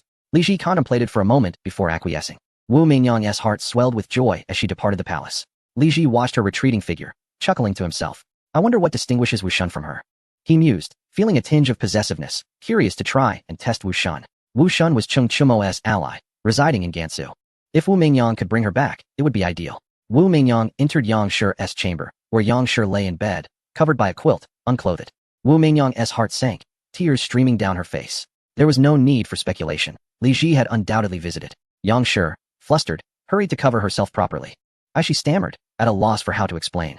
Wu Mingyang collapsed into Yang Shi's embrace, weeping bitterly. Yang Shi sighed, stroking her back. Do not cry, Mingyang. This is simply fate, she consoled. She had resigned herself to fate, with no recourse. When Li Ji intended to arrive, who would dare to obstruct him? She was powerless to resist, yet her daughter possessed the strength to do so. Her daughter was the sole empress of this vast land. The ascent of her daughter to the throne was not merely due to her prowess, but rather the whims of fate. Wu Mingyang bid farewell to her mother and boarded a carriage to leave the city. Upon exiting the city, they were immediately confronted. Humph, why did you not take me with you? Zizi stood at the city gate, flanked by numerous Qian Yuai guards. At that moment, her countenance was one of displeasure. She was clad in simple attire, a pouch hanging from her waist. Wu Mingyang alighted from the carriage and cast a resigned glance at Zizi. Zizi had grown up alongside her, and their bond was exceptionally close. Still not getting in? Wu Mingyang pulled the pouting Zizi along. They both ascended into the carriage. Zizi's departure from the palace was effortless, for she had become of no further use. Initially, she was meant to marry into Wei Zheng's family, but after Li Shimin's change of heart, she was deemed unnecessary. Strangely, Li Ji had not hastened to arrange her marriage. While Li Shimin preferred to strengthen ties through his daughters, Li Ji was indifferent in this regard. Those princesses could do as they pleased, provided they did not cause trouble. Should they dare to misbehave, the consequence would be dire. The carriage set forth, making its way towards Yuzhou, accompanied by a multitude from Gansu. At that time, Gansu was far from tranquil. Li Daozong continued to plot against Gansu, yet he dared not enter. He could only instigate unrest from outside, coercing merchants to alter their routes. The Gansu authorities were aware of the situation and had no time to entertain him. In a villa, Wang Xuanzi stood at the entrance, humbly seeking an audience with the mistress. He had come to Gansu to assume military authority, initially believing he needed to establish his reputation. His concerns were unfounded, as he was instantly appointed as the commander of the three armies upon a single word from Xia Zhu, with no dissenting voices. Xia Zhu emerged from the villa, and Wang Xuanzi quickly paid his respects. I have met the esteemed steward, he remarked. He held Xia Zhu in high regard. Her rise to the position of chief steward had taken everyone by surprise. I am merely a steward. There is no need for such formality, Xia Zhu replied, though inwardly she reveled in the compliment. She relished the feeling of esteem. Wang Xuanzi smiled in silence. The carriage was now prepared. Thank you, Xia Zhu said. Li Lizzie and others exited the villa, their faces adorned with joy, eager to seek out Cheng Chimo. What about the provisions? Xia Zhu inquired further. Her directive was to supply grain to Yuzhou, and Gansu was not lacking in provisions, having prepared ample supplies. Wang Xuanzi was indeed reliable in his endeavors. The situation with Tubo was increasingly precarious. The general intended to dispatch troops as a deterrent. The women exchanged glances before finally looking towards Xia Zhu. Xia Zhu was at a loss for words. After all, she was just a steward. However, the women did not view her as such. Having spent the most time with Cheng Chimo, Xia Zhu was favored by Empress Changsan and had even shared a drink with her. You are destined to be part of the household sooner or later. Sister Xia Zhu, do enlighten us. We are not knowledgeable in these matters. Li Lizzie said with a smile, showing little interest in such topics. Li Qingwen was intrigued but lacked the influence to voice her opinions. Wu Shun, however, had no concerns beyond serving Cheng Chimo to the best of her abilities. The head of the household has granted you command over the three armies. Thus you possess decision-making authority. Commands issued outside may not be adhered to, Xia Zhu explained. After speaking, she joined the women in boarding the carriage. Wang Xuanzi expressed his gratitude. Indeed, commands issued outside may not always be followed, but we have yet to engage in battle. This matter must be addressed. The carriage moved forward as the women began to select their rooms. One room, in particular, caught their eye. It belonged to Empress Changsun and Cheng Chimo. All eyes turned to Li Lizzie, who boldly entered the room. The others followed suit, curious to explore. Li Lizzie reclined on the bed. An act others would not dare to duplicate, playfully touching this and that. We are here to help tidy up, Wu Shun remarked. Li Lizzie chuckled, if you like it. Come on in. She rose and pulled Wu Shun to sit beside her on the bed, with Wu Shun perching half-heartedly. Li Lizzie whispered mischievously in her ear, causing Wu Shun's cheeks to flush. The question was too embarrassing. Li Lizzie had audaciously asked how she served Cheng Chimo alongside Empress Changsun. Flustered, Wu Shun fled. As they set off, shadows from the right guard accompanied the transport of provisions. They had just entered the territory of Longxi. Mistress, wait for me. I also wish to seek out the master. Ernyo shouted from behind the carriage, followed by a multitude exceeding 10,000. They were all part of the marine landing force. Cheng Chimo had promised to provide them with ships, yet none had materialized. Their organization was quite awkward, neither belonging to the army nor being incorporated into Wang Xuanzi's three armies, and there was a peculiar arrangement concerning their armaments. The rifles were looked down upon by the special forces, the Fufeng Jinbei army dismissed them due to their artillery, and the Tianyuan left guard lacked the expertise to utilize them. Despite the abundance of Suinhe rifles being produced daily, there were currently around 10,000 available, with ammunition in plentiful supply. As Suinhe had stated, they were fabricated at the behest of the head of the household, to prevent these items from occupying storage space. Wang Xuanze had allocated them to the Marine Landing Force, under the pretense of putting resources to good use. After all, Gansu had no sea, rendering the Marine Landing Force seemingly redundant, allowing them to experiment with new weaponry. Ernyo, however, was not impressed with these items and implored Wang Xuanze for swords. Wang Xuanze, exasperated by his incessant pleas, finally sought out Suanhe to equip them with bayonets. Only then did Ernyo feel satisfied. At least he would not be mocked for wielding mere sticks, as he now bore a blade, albeit a small one. Ernyo hastened to catch up with the carriage. The carriage halted, and Xiazhu emerged. "Chief Steward, please allow the Marine Landing Force to protect you. We are quite formidable, truly," Ernyo pleaded. Chapter 264. Who was the most remarkable army in Gansu? The Marine Landing Force faced significant challenges. They longed for an opportunity to prove themselves in battle, but found none. Xiazhu sighed, feeling pity for Ernyo, leading over 10,000 men, yet receiving little acknowledgement. There was no remedy. The Marine Landing Force was established by Cheng Chimo, existing independently of the three armies, and only Cheng Chimo could command them. Wang Xuanze would be foolish to overstep his authority. The women were equally unconcerned. For the past 6 months, the Marine Landing Force had been operating in Gansu with little oversight. Their salaries were duly dispersed, and they were free to pursue their own interests. Ernyo, determined to one day conquer the seas, did not neglect the training of the Marine Landing Force. While others may not understand the might of firearms, Ernyo was acutely aware. A skilled marksman could easily sweep away any army in the Tang, barring those equipped with artillery. "You are welcome to join us, but this is not my doing. It is your own choice to accompany us," Xiazhu said. Suppressing a smile, Ernyo nodded vigorously. "Brothers, we finally have a chance to showcase our prowess," Ernyo exclaimed excitedly. The soldiers of the Marine Landing Force displayed their enthusiasm, elated to no longer be confined to Gansu. They raised their rifles high, cheering, some even shedding tears of joy.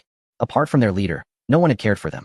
They felt as though they were neglected orphans. As the procession advanced, the Marine Landing Force, lacking horses, envied the shadows from the right guard. Ernyo vowed to establish a cavalry regiment in the future. The team arrived at Longxi City. "The sisters' husbands surely require funds in Yuzhou. We must bring money to them," Li Qingwen remarked. The women nodded in agreement, recognizing the validity of Qingwen's statement. "The Li family of Longxi owes us 20 million guan. Can you lead the Marine Corps to demand payment?" Xiazhu suggested. She pulled out a small notebook and began to flip through its pages until she found the one detailing the debts owed by the Longxi clan. She took out paper and pen, transcribing a copy to hand to Li Qingwen. Excitement surged within Qingwen. At last, she had the opportunity to command troops.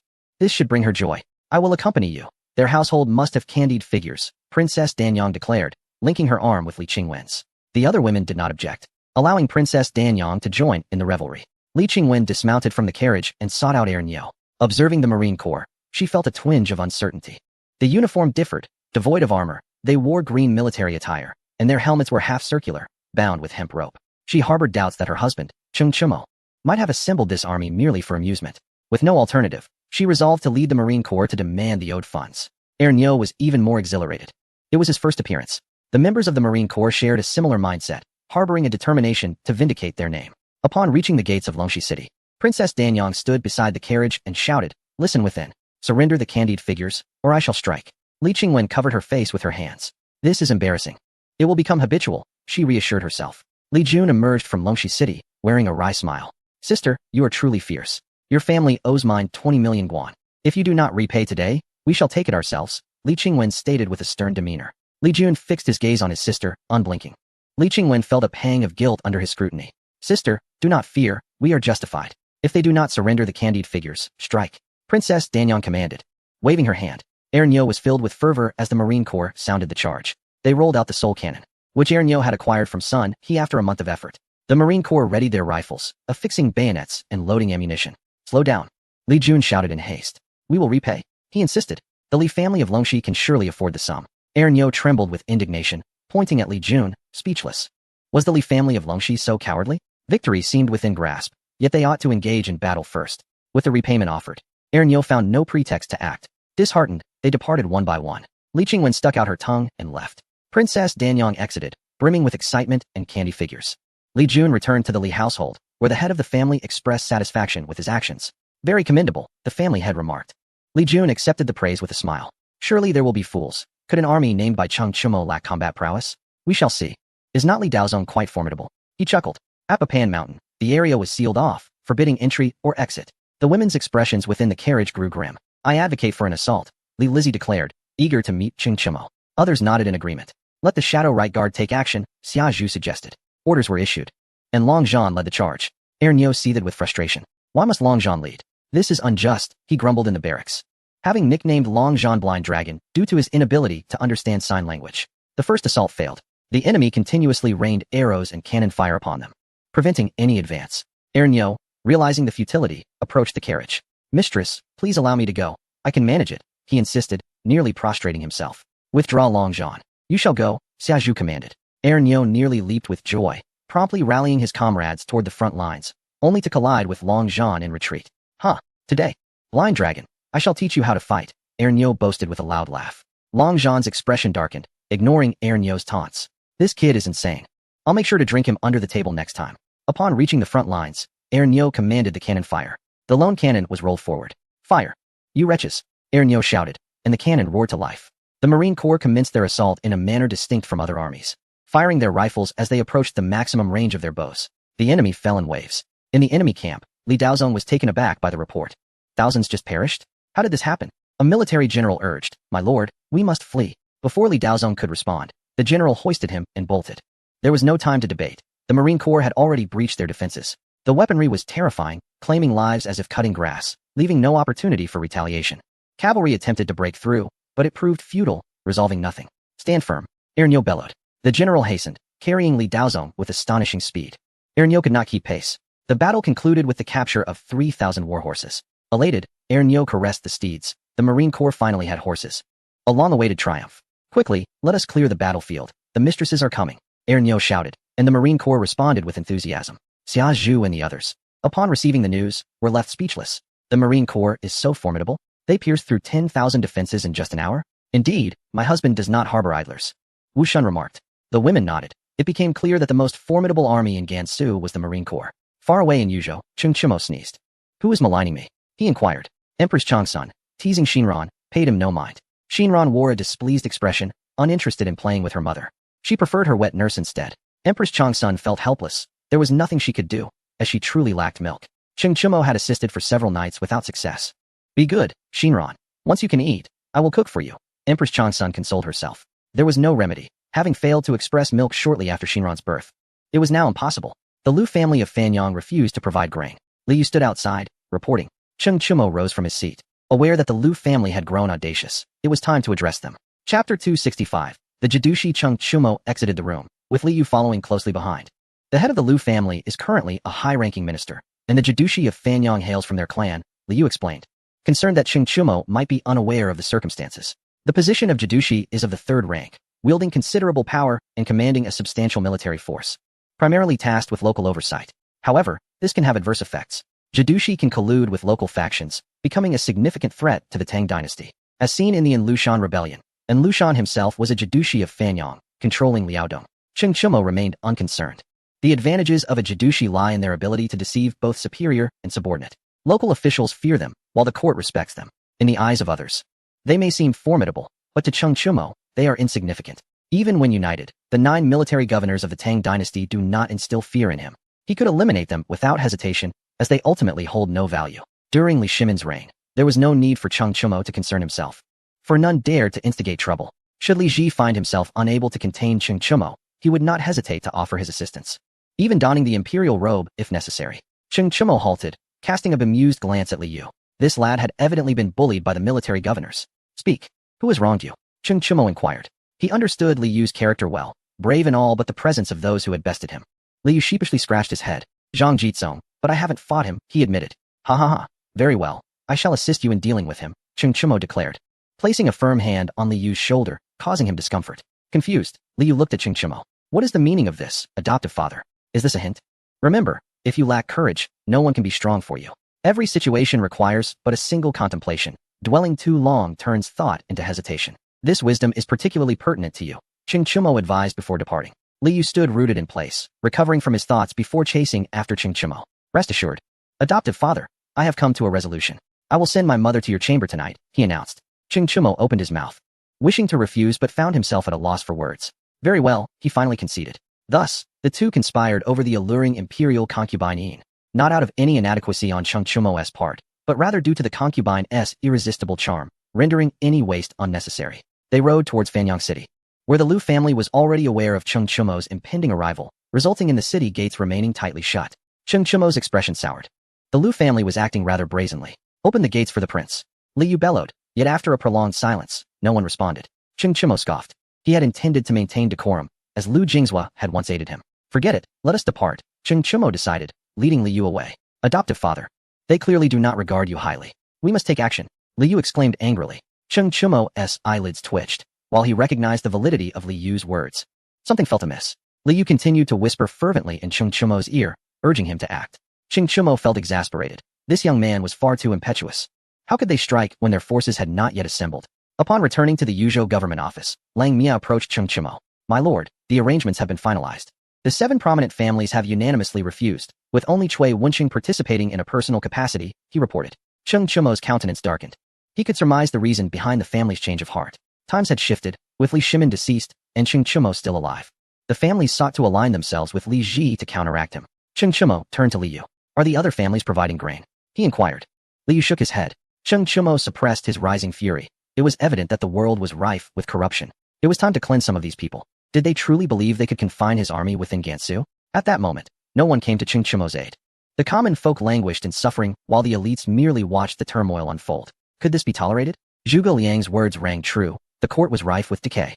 And those unworthy held positions of power, leading to the suffering of the people. Where are Xia Zhu and the others? Cheng Chimo asked. They should arrive within at least a month and a half, Li Yu replied. Cheng Chimo nodded, ascending the city tower and placing his hands against the frigid wall. Outside, many commoners were entering the city. Yozhou's grain supply was dwindling, and without a solution, starvation loomed for all. Cheng Chimo seethed, wishing he could seize the landlords and execute them. The corruption at the top influenced the actions below. Li Ji's stance mirrored that of all the families. If it were merely a minor disaster, they might be willing to offer some aid, but in the face of a calamity of this magnitude, no amount of grain would suffice. Cheng Chimo inhaled deeply. Let us trade labor for credit, he commanded. Li Yu complied. Empress Changsun ascended the tower, standing beside Cheng Chimo. Is the situation truly so dire? She inquired, reaching out to adjust his attire. This time, I intend to eliminate a number of individuals, Cheng Chimo declared. He had previously shown leniency towards the Tang people, but this time was different. The families had crossed his threshold of tolerance. Cheng Chimo could not believe they were unaware that a great calamity would inevitably lead to a great epidemic. Their education seemed wasted. When will Li Hua and the others arrive?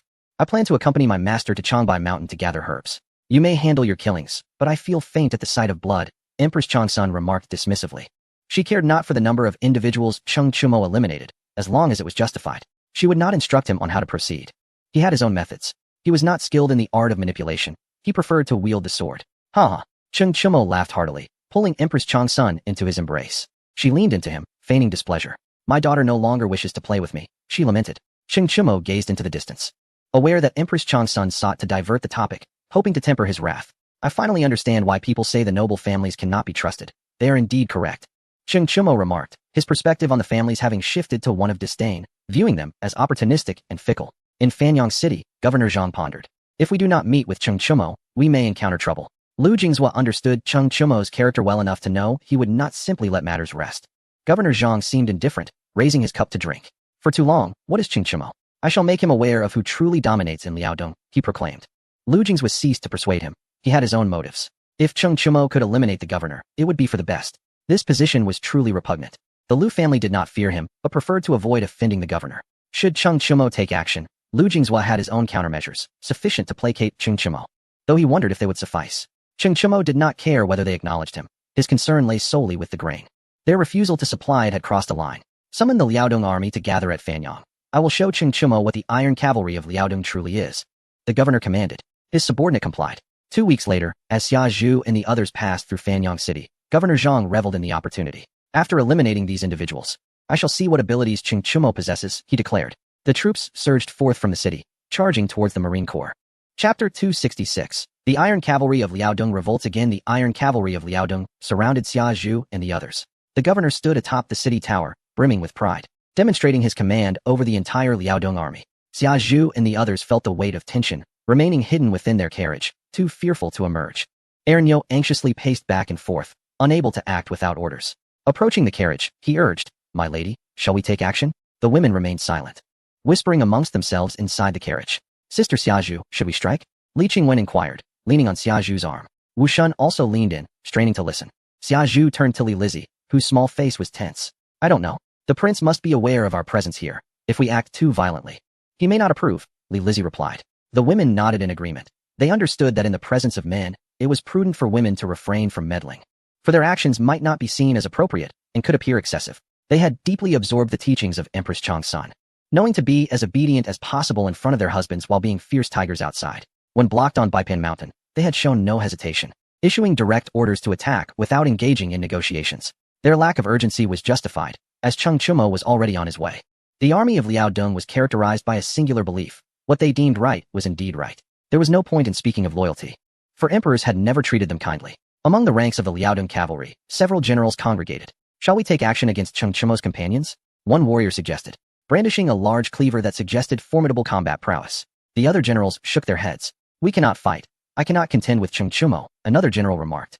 I believe we should not contemplate whether to fight, but rather how to align ourselves with Cheng Chumo. I have decided to resign and serve as a soldier under him. It is certainly better than our current plight, stated a burly general. The others nodded in agreement. He spoke wisely. The Jadushi was inconsequential. The soldiers were their own kin, and if they fled, those soldiers would surely follow. Why should they heed the Jadushi? His judgment was questionable.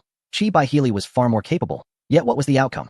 Did he dare to use the Liao Dong army against Cheng Chumo? After deliberation, they resolved to surrender, believing that by doing so, they would become part of Cheng Chumo's family and would enjoy precedence at the table henceforth. Without delay, they laid down their weapons and approached the carriage. Long Zhan blocked their path and inquired about their intentions. Upon learning they had come to surrender, Long Zhan was at a loss for words. They were not to be trifled with. He warmly welcomed them and escorted them to the front of the carriage. My lady, they have come to surrender.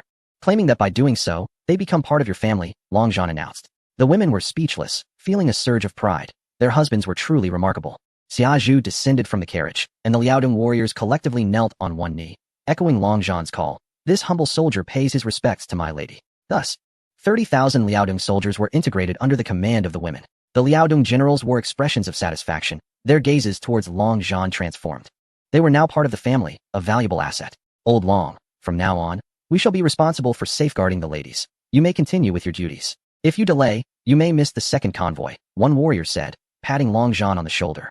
Long Zhan stared blankly at the Liao Dong warriors, observing their prideful demeanor. Hey, you there, come here, one of the Liao Dong warriors called out. Ernyo pointed at himself, confirming they were indeed summoning him. Yes, you, come forth, the warrior insisted.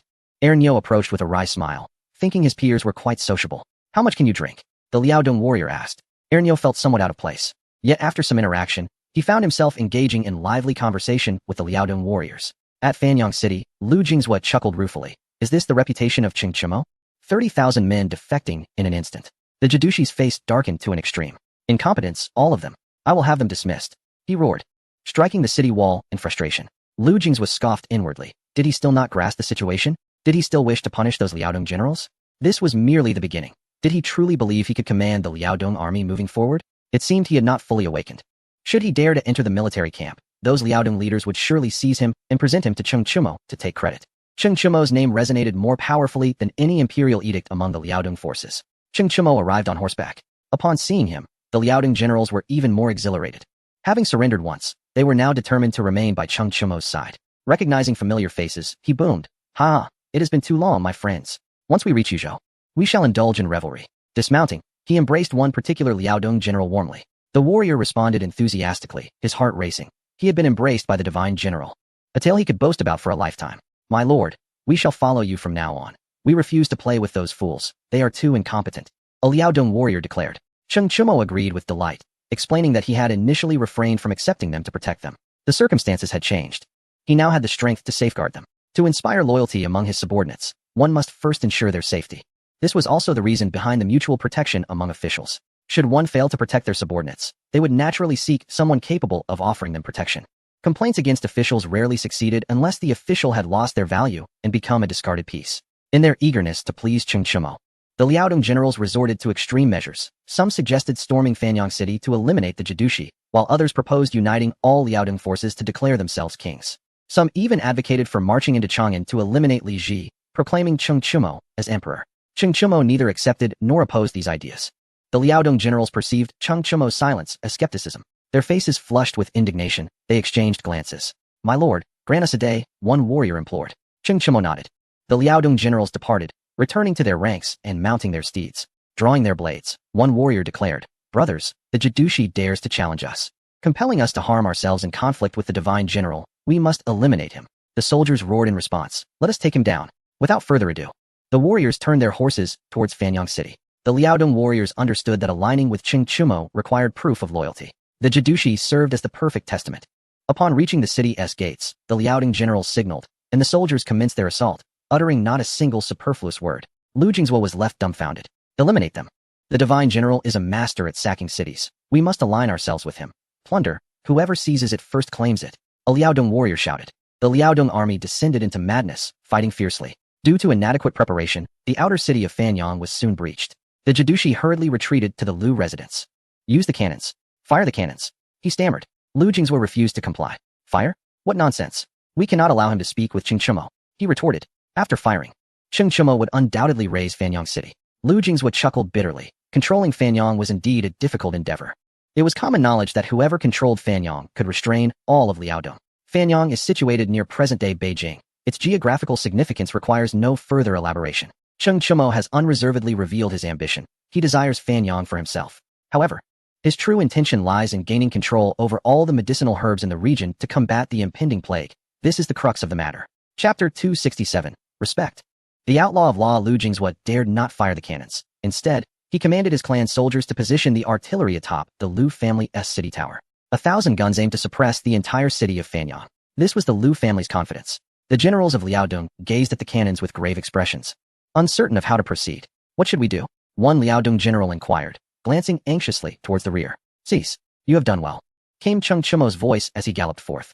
Upon hearing him, the Liaodong generals breathed a sigh of relief. They were truly at a loss just moments ago. The prospect of 1,000 cannons firing in unison was no jest. One barrage could decimate their 30,000 troops, and in this terrain, there would be no place to flee. Following Qing Chumo, the Liaodong generals approached the Lu family's city. Bring out that governor, and give me 500 cannons. Qing Chumo commanded. Lu Jingzhou ascended the city tower, his face etched with bitterness. He had thought that the Lu family status could rival Qing Chumo's. But he had underestimated the situation. Without Qing Chumo's regular troops, the Lu family could barely withstand the pressure. What would happen if Qing Chumo's main army arrived? At that point, he would likely not waste words and could very well annihilate the Lu family. Standing atop the tower, Lu Jingzhou cupped his hands in greeting. Brother Qing, this matter has nothing to do with my Lu family, he stated. Qing Chumo did not lift his gaze, idly toying with the whip in his hand. First, I am not your brother. You may address me as prince or general. Second, I do not deign to look up to anyone. It would be prudent for you to descend and speak with me. My patience is limited, he replied with an indifferent tone. A pang of sorrow struck Lu Jingzhou's heart. When Qing Chumo declared he was not his brother, he felt as though he had lost something of utmost importance. Reluctantly, he descended the tower and stepped out of the Lu family's gates. Qing Chumo remained mounted, surveying Lu Jingzhou from his lofty position. You should count yourself fortunate. If it weren't for you, I would not bother conversing with the Lu family. Do you truly believe that cannons can halt my conquest? He scoffed. With that, Qing Chumo gestured towards the sky. The shadowy right guard had already released hot air balloons, and hundreds of them began to drift towards them. Lu Jingzhou forced a smile. He was all too aware of their potency, which even the imperial city could not withstand. The Lu family stood no chance against them. Please, Brother Qing, enlighten me. Lu Jingzhou implored, maintaining his form of address. Qing Chumo did not dwell on the matter as he rode into the Lu family's estate. Inside the Lu family's grand hall, the Liaodong warriors were filled with exhilaration. They had entered the esteemed Lu family. The governor was now under their control. Speak not a word, just give him a slap, one Liaodong warrior suggested. The others looked at him with disdain. How can you demand answers without inquiry? Allow me. Another warrior interjected, stepping forward to strike. Who sent you? He demanded. Qing Chumo rubbed his forehead, bemused by the unreliability of their questioning. He chose not to intervene. Let them have their fun. It was just a governor, after all. If they exhausted him, they could simply capture another. He turned to Lu Jingzhou. How do you intend to resolve this? Qing Chumo inquired. Lu Jingzhou poured tea for Qing Chumo, hoping to appeal to his better nature. I defer to you, Brother Qing, he said. Qing Chumo remained silent. Recently, he had found a formidable ally, a man who had participated in the revision of the Great Tang's laws. To say he was the most knowledgeable about the law and the most capable of administration in the empire would be an understatement. He was known as the outlaw of law. Before him, the Jingzhou prefecture would not dare commit injustices. Before him, Su Jingzong would not dare to stir discord. Before him, Changsun Wuji would not dare to wield power unlawfully. When he acted normally, the wrongfully accused would be exonerated, but when he went above and beyond, the presiding official would be dismissed and imprisoned. As Qing Chumo rose, a slender middle-aged man entered, his gaze laden with concern for the plight of the people. Qing Chumo clasped his fists and bowed. Thank you for your efforts, third brother. He spoke with reverence. The outlaw of law nodded slightly. Qing Chumo vacated his seat, allowing the outlaw to sit upright and adjust his attire. Qing Chumo stood behind him like a bodyguard. The outlaw of law remained silent, lifting his teacup for a sip as he turned his gaze towards Lu Jingzhua. In that instant, Lu Jingzhua felt a chill envelop him, as if a great weight bore down upon him. As the ancient saying goes, when the path narrows, one must yield to allow passage. Now, when the common people are starving, what have you, as a noble family, done? Is this how you educate your descendants? The outlaw of law remarked. Lu Jingzhua dared not speak. The outlaw shook his head, pondering that the young man must have some issue. He would find an opportunity to send him away. Addressing the governor, he stated, the law is not separate from human sentiment. You hold the esteemed position of governor, yet cannot govern your region. What use are you to the great Tang? What use are you to the people? The former emperor once said, the common people are like water. They can support a boat or capsize it. Your actions are akin to drilling holes in the hull. Do you not realize you are betraying your country? Cheng Chimo silently applauded the outlaw's boldness. The Liaodong warriors gaped at him in astonishment. After a moment, they hurriedly lowered their heads. They could not afford to attract the outlaw's ire. The governor's face turned ashen. He was indeed betraying his country. The outlaw of law rose, and Cheng Chimo quickly assisted him. I am not so old that you need to fuss over me, little Amo, he said before departing. For there were many injustices still requiring his attention. Cheng Chimo addressed the Liaodong warriors. You shall follow Mr. Zhang. Anyone who dares to seek their demise shall be dealt with swiftly, he commanded. The Liaodong warriors were left speechless. This man was imbued with integrity. Who would dare to challenge him? They bowed and hastily pursued the outlaw of law. Once they had departed, Cheng Chimo turned to Lu Jingzhua. What now? He inquired. Lu Jingzhua forced a wretched smile. The outlaw of law was right. Was this truly how the Lu family educated its successors? Could a family devoid of conscience endure? Would they stand by as the people of Liaodong starved? If even one person remained unscathed, and if that person were to rise to power, how would they retaliate against the Lu family? Would they not wish to eradicate the Lu family's lineage? Some might argue that the Lu family's wealth was not anyone else's concern, that offering aid was a sign of compassion and withholding it bore no guilt. This is a fallacy. What is taken from the people must be utilized for their benefit. A family that lacks the heart to save others does not deserve the title of a noble house. You may choose not to give, but the people may take what they need. This is called emergency self-defense. If you cannot win the people's hearts, all your riches will belong to others. Cheng Chimo was the voice of the common people. He came to claim what was owed. Would the Lu family dare to refuse? Did they wish to see their lineage extinguished? Before Lu Jingzhua lay two paths, annihilation or the full-hearted endeavor to save the people. The reasoning was simple. The smaller clans were merely observing. If the Lu family did not act, they would remain passive, all mere guardians of wealth. Our Lu family is willing to offer 90% of our stored grain, Lu Jingzhua declared. Cheng Chimo smiled, raising his teacup in acknowledgement, then drained it in one gulp. Lu Jingzhua picked up his teacup with a solemn expression, momentarily admiring Cheng Chimo. To subdue the enemy without a battle, this is the true art of warfare. The pinnacle of strategy. I need to make an example. I am quite disillusioned with the families of Liaodong. Please compile a list for me. They shall all be punished. Cheng Chimo instructed. Lu Jingzhua stood frozen, believing Cheng Chimo had turned over a new leaf, only to find that he still harbored intentions of violence. Uncertain of how to respond, Lu Jingzhua felt fear in the presence of this Cheng Chimo. If your family did not possess 1,000 cannons, it would already be reduced to rubble. Do not thank me for my mercy. Be cautious in the future, Cheng Chimo remarked, leaving with his hands clasped behind his back. The land of Liaodong must be stained red. It shall become the largest pharmaceutical base, and no flies must be allowed to exist. Chapter 268. Collaborating with outlaws, Cheng Chimo departed from Fanyang City, returning to his carriage. The women stood in two lines, awaiting his arrival. My lord. They greeted him with respect as he returned, all wearing cheerful expressions. Their husband had survived the peril of the imperial tomb, a cause for celebration. Only one woman appeared uneasy. Unsure of how to express herself, her gaze fixed on the ground. As Cheng Chimo passed by Xiazhu, he inquired, why do you not greet me like the others? Smiling, he prompted her. Xiazhu looked up at Cheng Chimo, her eyes brimming with surprise. Tears of joy spilling forth as she hastily wiped them away with her small hand. Cheng Chimo opened his arms and embraced Xiazhu, patting her back gently. Woo-woo, she cried, pressing tightly into his embrace. Upon returning to the carriage, they progressed towards Yuzhou. Inside, the women discussed what dishes to prepare, each skilled in various culinary delights. These meals would not be consumed now, but saved for their gathering in Yuzhou. Upon their arrival, they disembarked to welcome Empress Changsun, who greeted them with a smile. Cradling a child in her arms, the women gazed longingly at the infant, wishing they could snatch the child away to hold. If you wish to hold the child, do not hesitate, the Empress said, amused by the shyness of the young women. With a cheer, they rushed to embrace the child, each taking turns. Princess Danyang produced a sugar figurine, and the Empress playfully pinched her cheek. You may eat it yourself. You are still too young, she remarked. Princess Danyang beamed with delight, pleased that no one had attempted to take her treat. Cheng Chimo stepped down from the carriage, aware that he had matters to attend to, and made his way to the government office. The outlaws were examining a densely packed sheet of names. Cheng Chimo approached quietly, bending down to observe without interrupting. Once the outlaw finished reading, he straightened up, causing Cheng Chimo to hastily step back to avoid collision. You seem quite engrossed, Cheng Chimo noted. What shall we do about this? The outlaw replied. They have broken the law. The minimum penalty is 10 years. For those with severe offenses, their entire clan shall be eradicated. This is no trivial matter. Their actions violate the law and breach moral boundaries. We must arrest them and proceed with due process. Cheng Chimo nodded in agreement. Bring them in, he commanded. The martial generals from Liaodong entered, kneeling on one knee to await orders. Cheng Chimo took the list from the outlaw's hand. Arrest and seize according to this list. Those who resist shall be dealt with ruthlessly. The generals acknowledged his command and exited with the list. Cheng Chimo and the outlaw exchanged glances, holding them for a long moment before bursting into laughter. The outlaw needed a backing, while Cheng Chimo required a figure of law. Without Cheng Chimo, the outlaw's ambitions were hollow. Without the outlaw, Cheng Chimo would be mired in controversy, lacking legal support for his actions. What would their collaboration yield? To execute justice under the law would leave no room for reproach. It would be entirely legitimate. The outlaw rose. I may remain in Yuzhou, but you must abide by the law, he insisted with a serious demeanor. Cheng Chimo's expression turned earnest, and he clasped his hands in salute. Travel safely, he said, preparing to depart from the government office. The outlaw was taken aback. What had just transpired? The cordiality had vanished. Cheng Chimo's temperament was well known to him. He understood the gravity of his own stance. Not breaking the law, he pondered, unable to overlook injustices. He relied on the laws of the Tang dynasty. Yet the frustrations could be overwhelming. The outlaw caught up with Cheng Chimo.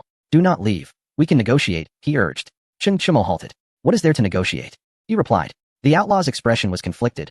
He could not afford to lose Cheng Chimo, just as the Tang dynasty could not afford to lose Liaodong. Without Cheng Chimo's support, the laws of the Tang would merely serve as decorum, incapable of restraining officials. Laws that only applied to the common people were hardly laws at all. Gritting his teeth, the outlaw concluded that one significant trouble was preferable to a multitude of minor ones. In the future, I shall defend you, he offered. Cheng Chimo bowed in acknowledgement. The outlaw's willingness to compromise was a testament to his commitment to justice, even at the cost of his principles. With a bittersweet smile, the two returned to the government office side by side. Empress Changsun had sent wine and delicacies. They drank together. I wish to establish a judicial department for the Tang, the outlaw stated, chopsticks in hand. Let us eat first, Cheng Chimo replied, placing a piece of meat in his mouth. The outlaw began to eat, indifferent to the meal, focused solely on satiation. With a single bite, the outlaw's eyebrows danced with delight. This is exquisite, he exclaimed, devouring his food with fervor. Cheng Chimo internally scoffed at such enthusiasm for a dish he frequently enjoyed. Leave some for me, he retorted. The two indulged until they were full, rubbing their bellies in satisfaction. Truly remarkable, the outlaw remarked. Cheng Chimo looked at him disdainfully, having expected him to be more refined. 3,000 troops from Liaodong are yours. You shall quell any unrest there, Cheng Chimo declared. The outlaw clasped his hands in gratitude. They then departed the government office, seeking out Liu to prepare for the establishment of a factory. Let us proceed, Cheng Chimo stated. Liu complied, and the three mounted their horses to survey potential locations. The pharmaceutical factory differed greatly from others, demanding exceptionally high standards. Sun Simiao and Long Gui approached. Pharmaceutical production requires skilled professionals. Yuzhou lacks sufficient talent, Sun Simiao noted. Cheng Chimo remained silent, glancing at the outlaw. For the welfare of the people, for the benefit of our time, what is there to prevent us? The outlaw proposed, his gaze filled with profound meaning. Cheng Chimo, typically astute, must not falter now. If Yuzhou could not provide talent, they would seek elsewhere. In any case, I shall defend you. What is there to fear? We are justified, he asserted. Bring forth an order for the nationwide apprehension of renowned physicians, he commanded, having understood the encouragement in the outlaw's eyes. Sun Simiao looked on with admiration, while Long Gui beamed with pride. A disciple must possess such courage. Cheng Chimo entrusted the factory establishment to Liu and arranged to meet Sun Simiao at Changbai Mountain. The region abundant in medicinal herbs is crucial. By managing this area, it is not difficult to satisfy the needs of the vast population of the Tang dynasty. Although Changbai Mountain is nominally under Tang territory, it lacks true control. Cheng Chimo has set out with the resolve to decisively address the issues surrounding Changbai Mountain and eliminate a certain group of individuals who have isolated themselves, causing Huaxia to lag behind for a century. They deserve punishment for making the hardest lives for the most diligent citizens. As night fell, Cheng Chimo returned to his carriage for rest. The interior of the carriage was far more comfortable than the official residence. Upon entering, he found the women awaiting his return for dinner. Empress Changsun rose, followed by the others. Cheng Chimo, puzzled, wondered what they were planning this time. Let us eat, he suggested, and the women promptly took their seats, serving him a rather hearty meal of soft-shelled turtle, chicken kidneys, and sea cucumber. Cheng Chimo stared at the feast in astonishment, his heart racing. Were these women truly out of their minds? One child was hardly sufficient for their amusement. As the evening brought about a near quarrel over who would hold the child to sleep, Empress Changsun, indifferent to the commotion, urged, eat up. With a smile, she seemed to relish the sight of so many women vying for his attention. I have brought your mother, Liu called from outside the carriage. Remarkable. Are they delivering her to us? Empress Changsun replied, her tone peculiar. She then lifted the child and returned to her chamber, with all the women following suit. Cheng Chumo descended from the carriage, where the favored concubine observed him, her hands resting formally on her abdomen. Cheng Chumo found the scene amusing. It was rather entertaining. Please, go inside, he said, before walking away. The favored concubine eagerly stepped into the carriage, her excitement palpable. There exists a term known as homecoming, and in ancient times, women longed for a suitable home. Before marriage, they could not meet their husbands, akin to opening a blind box, relying solely on fate. A fortunate fate would bless them with a loving husband, while an unfortunate one would leave them enduring hardship. Men fear choosing the wrong profession, while women dread marrying the wrong man. Modern individuals may struggle to grasp the profound significance of homecoming. It is understandable given the era's context. Cheng Chumo wandered afar, gazing at the starry sky, with Liu trailing a step behind, lost in his thoughts. Tomorrow, I shall set off for Changbai Mountain. That issue must be resolved. You must guard this place, allowing no one to encroach. If the court sends a governor, you must find a rogue to eliminate him. Kill as many as come. Cheng Chumo instructed, emphasizing the gravity of the situation, wary that Liu might lack the necessary ruthlessness. At such a time, mercy is not an option. Liu, understanding the seriousness, nodded solemnly. Relax, assistance will arrive, Cheng Chumo reassured him. Liu, curious about who might aid him, gazed at Cheng Chumo with intrigue. Cheng Chumo smiled mysteriously, aware that others feared the governor more than he did. The governor's assassination in Fanyang implicated the Liu family, who would bear the blame. Liu seemed to grasp the implications, laughing deviously. Cheng Chumo, speechless, wondered how this boy could wear his malice so openly. He chose to ignore him and return to rest. Upon entering his chamber, he found Empress Changsun, freshly washed and reclining with a book. She set it aside upon his arrival. Her curiosity piqued about the whereabouts of the special forces.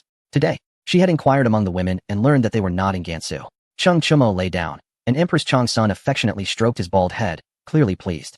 What do you wish to ask? He inquired. Her actions suggested she had something on her mind, yet she remained silent, rubbing his head as if contemplating. Cheng Chumo turned to face her. Shui Ringgui shot down the hot air balloon with an arrow last time. I will seek revenge for you this time, he declared. Empress Changsun rolled her eyes, clearly uninterested in his plans for Changbai Mountain, yet she yearned to witness the beauty of Tianqi Lake. She feigned ignorance, responding, very well. Then help me take revenge on Yenner. Cheng Chumo's expression darkened. You are quite uncooperative. He then playfully tickled her. Empress Changsun, unable to withstand his antics, shook her head and laughed heartily. Unfazed, Cheng Chumo turned her over, pressing her back down with one hand. Her petite frame was no match for his strength, and he playfully spanked her, the sound echoing in the room. Empress Changsun, biting the quilt and glaring at him, received another playful smack in return. I concede, I surrender, she pleaded. Cheng Chumo smirked coldly. He knew that her feigned submission would vanish the moment he released her. Outside the door, a group of women eavesdropped. Help! Someone come quickly! Empress Changsun cried. The favored concubine shook her head. Sister is truly resilient. No wonder she is the eldest. The women exchanged glances, unsure of the relevance of their situation. Should we go in and help? The favored concubine suggested. While they hesitated, their faces contorted in indecision, they ultimately resolved to assist. Knowing that Cheng Chumo would depart the next day and uncertain when they would meet again, they could not allow him to leave without fulfilling his obligations. They decided that Li Qingwen would soothe the child while they entered. Li Qingwen was on the verge of tears, finally understanding why Empress Changsun refused to tend to the child. Such distractions were detrimental. Despite her reluctance, she could not refuse the task at hand.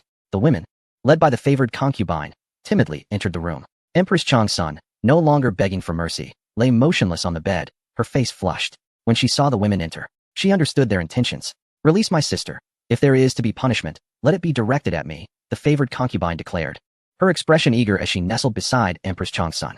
In the early morning, Cheng Chumo shakily exited the carriage. Li Qingwen, cradling the child, gazed at him with a look of reproach. Upon arriving at Empress Changsun's chamber, he found a haphazard arrangement of women sleeping soundly. He tiptoed out, closing the door quietly, his face contorted in dismay at the prospect of cooking.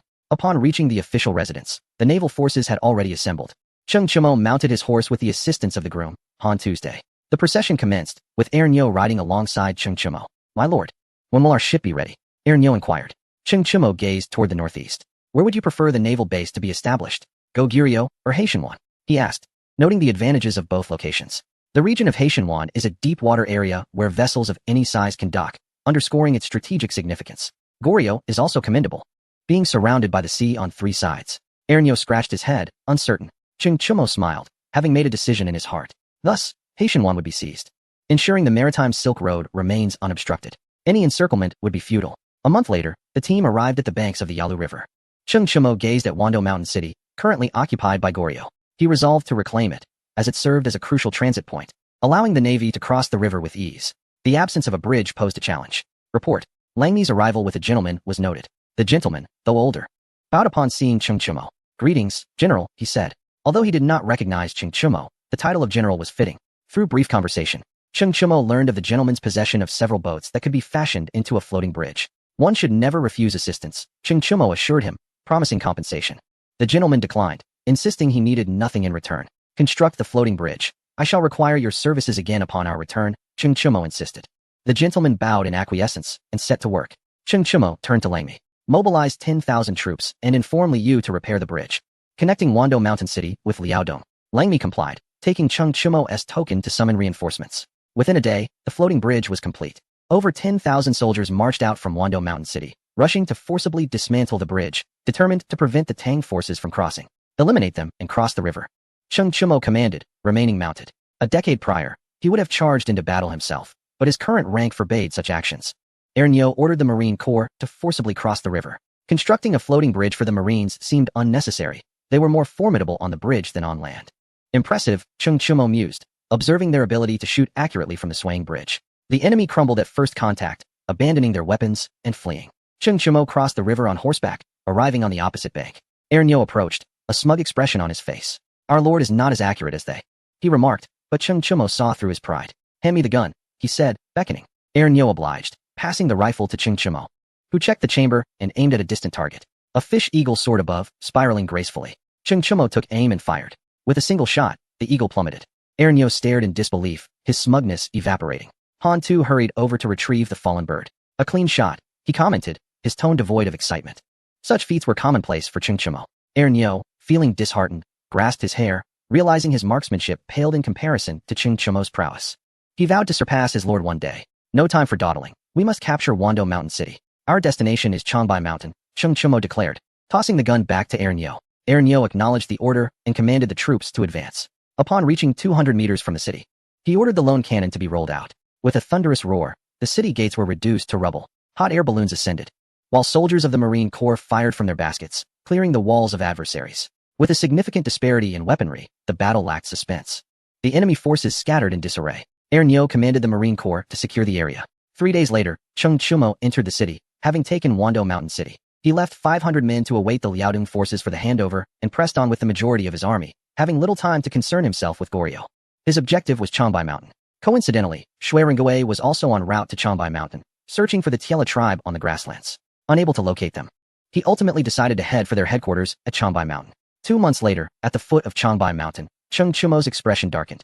An adversary's appearance ignited old grudges. It was the first encounter between Cheng Chumo and Shui Rengui. The latter appeared grave, internally lamenting his misfortune in failing to find the Tiela tribe, but instead encountering Cheng Chumo. The fiery troops behind him stirred restlessly, unwilling to yield to Cheng Chumo, who they believed had overshadowed their general. Ernyo prepared his weapon, but Cheng Chumo interjected, "Slow down, I wish to converse with him." Certain grievances were best settled personally. Accepting a spear from Han Tu, Cheng Chumo noted the distinction between a spear and a polearm. The spear was rigid and difficult to bend, while the polearm was the opposite. Zhao Yun excelled with the polearm, while Zhang Fei was a brute force, relying on sheer strength. Cheng Chumo favored the spear. One-handed, he rode forth to confront the two armies. Shui Rengui, wielding his Fantian painting halberd, also approached the front lines, standing merely 10 meters apart. I did not anticipate this, Shui Rengui remarked, unaware that Empress Changsun was still alive. He bitterly mused, knowing his wife and son were in Cheng Chumo's grasp. Indeed, karma was relentless. It matters not. You needn't know. You were the one who shot, were you not? Cheng Chumo replied, tightening his grip on the spear. The war horses charged toward each other. Shui Rengui, too, refrained from idle chatter, eager to gauge Cheng Chumo's strength. The clash of weapons resonated with a deep thud as they collided. The force jolted their horses backward. After the initial exchange, both warriors had a preliminary understanding of each other's prowess, and they continued their assault. With each collision, the soldiers cheered, Ernyo's voice rising above the others. Each soldier was exhilarated by the spectacle. The duel of these two legendary generals was a rare sight. After several exchanges, their horses grew fatigued, both warriors panting heavily. They switched mounts to continue battling. Cheng Chumo shed his garments, blood coursing through his veins, while Shui Rengui removed his silver armor. With a unified roar, their weapons clashed once more. This time, the intensity escalated, causing their steeds to stumble. They abandoned their horses to continue the fight on foot, neither gaining the upper hand. Sweat beaded on Cheng Chumo's forehead, while Shui Rengui's back was drenched. Their weapons clashed again, hands trembling slightly from fatigue after nearly 100 exchanges. They paused, locking eyes in a moment of silence. Your fighting skills are commendable, If you can leave here alive today, we shall consider our debt settled, Cheng Chumo stated, astonished by his own capabilities. He practiced daily, guided by formidable figures like Long Gui. Shui Ringui was indeed formidable. The weight of his weapon surpassed Cheng Chumo's, illuminating why he was dubbed a powerhouse. Capable of wielding such strength, Shui Ringui was secretly alarmed. It was the first time someone had matched him to such an extent. His weapon struck against Cheng Chumo's spear. Yet Cheng did not yield an inch. Even if he had struck a great tree, it would have shaken. This clearly indicated that Cheng Chumo's reputation was well-deserved. If I defeat you, you shall release my wife and child, Shui Ringui declared. Cheng Chumo nodded, implying his consent. He had no intention of using Shui Ringui's family as leverage. His primary aim was to have Shui Ringui's son shoot an arrow at him.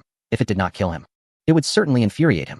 The two men exchanged glances and retreated, realizing that further combat was futile. Upon returning to their respective ranks, Cheng Chumo signaled.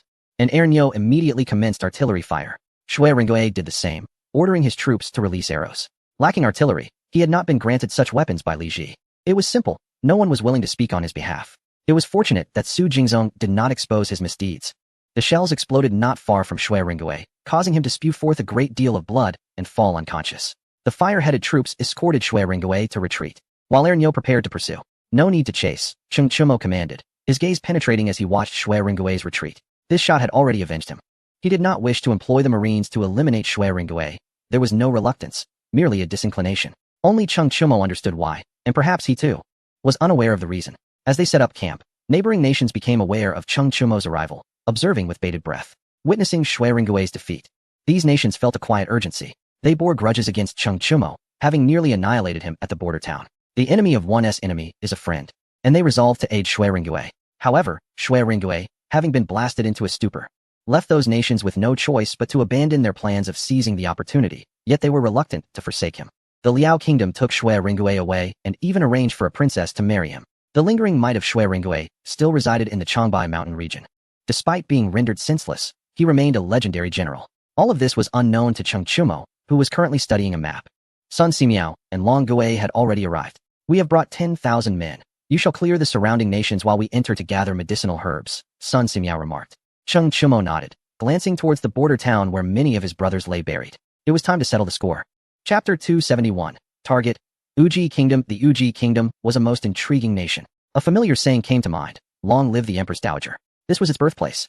Even after plundering the entirety of Huaxia, it had failed to produce 100 generations of sovereigns, demonstrating a heart devoid of compassion. To this day, they continued to enjoy the benefits left by their ancestors. The evaluations were equally interesting.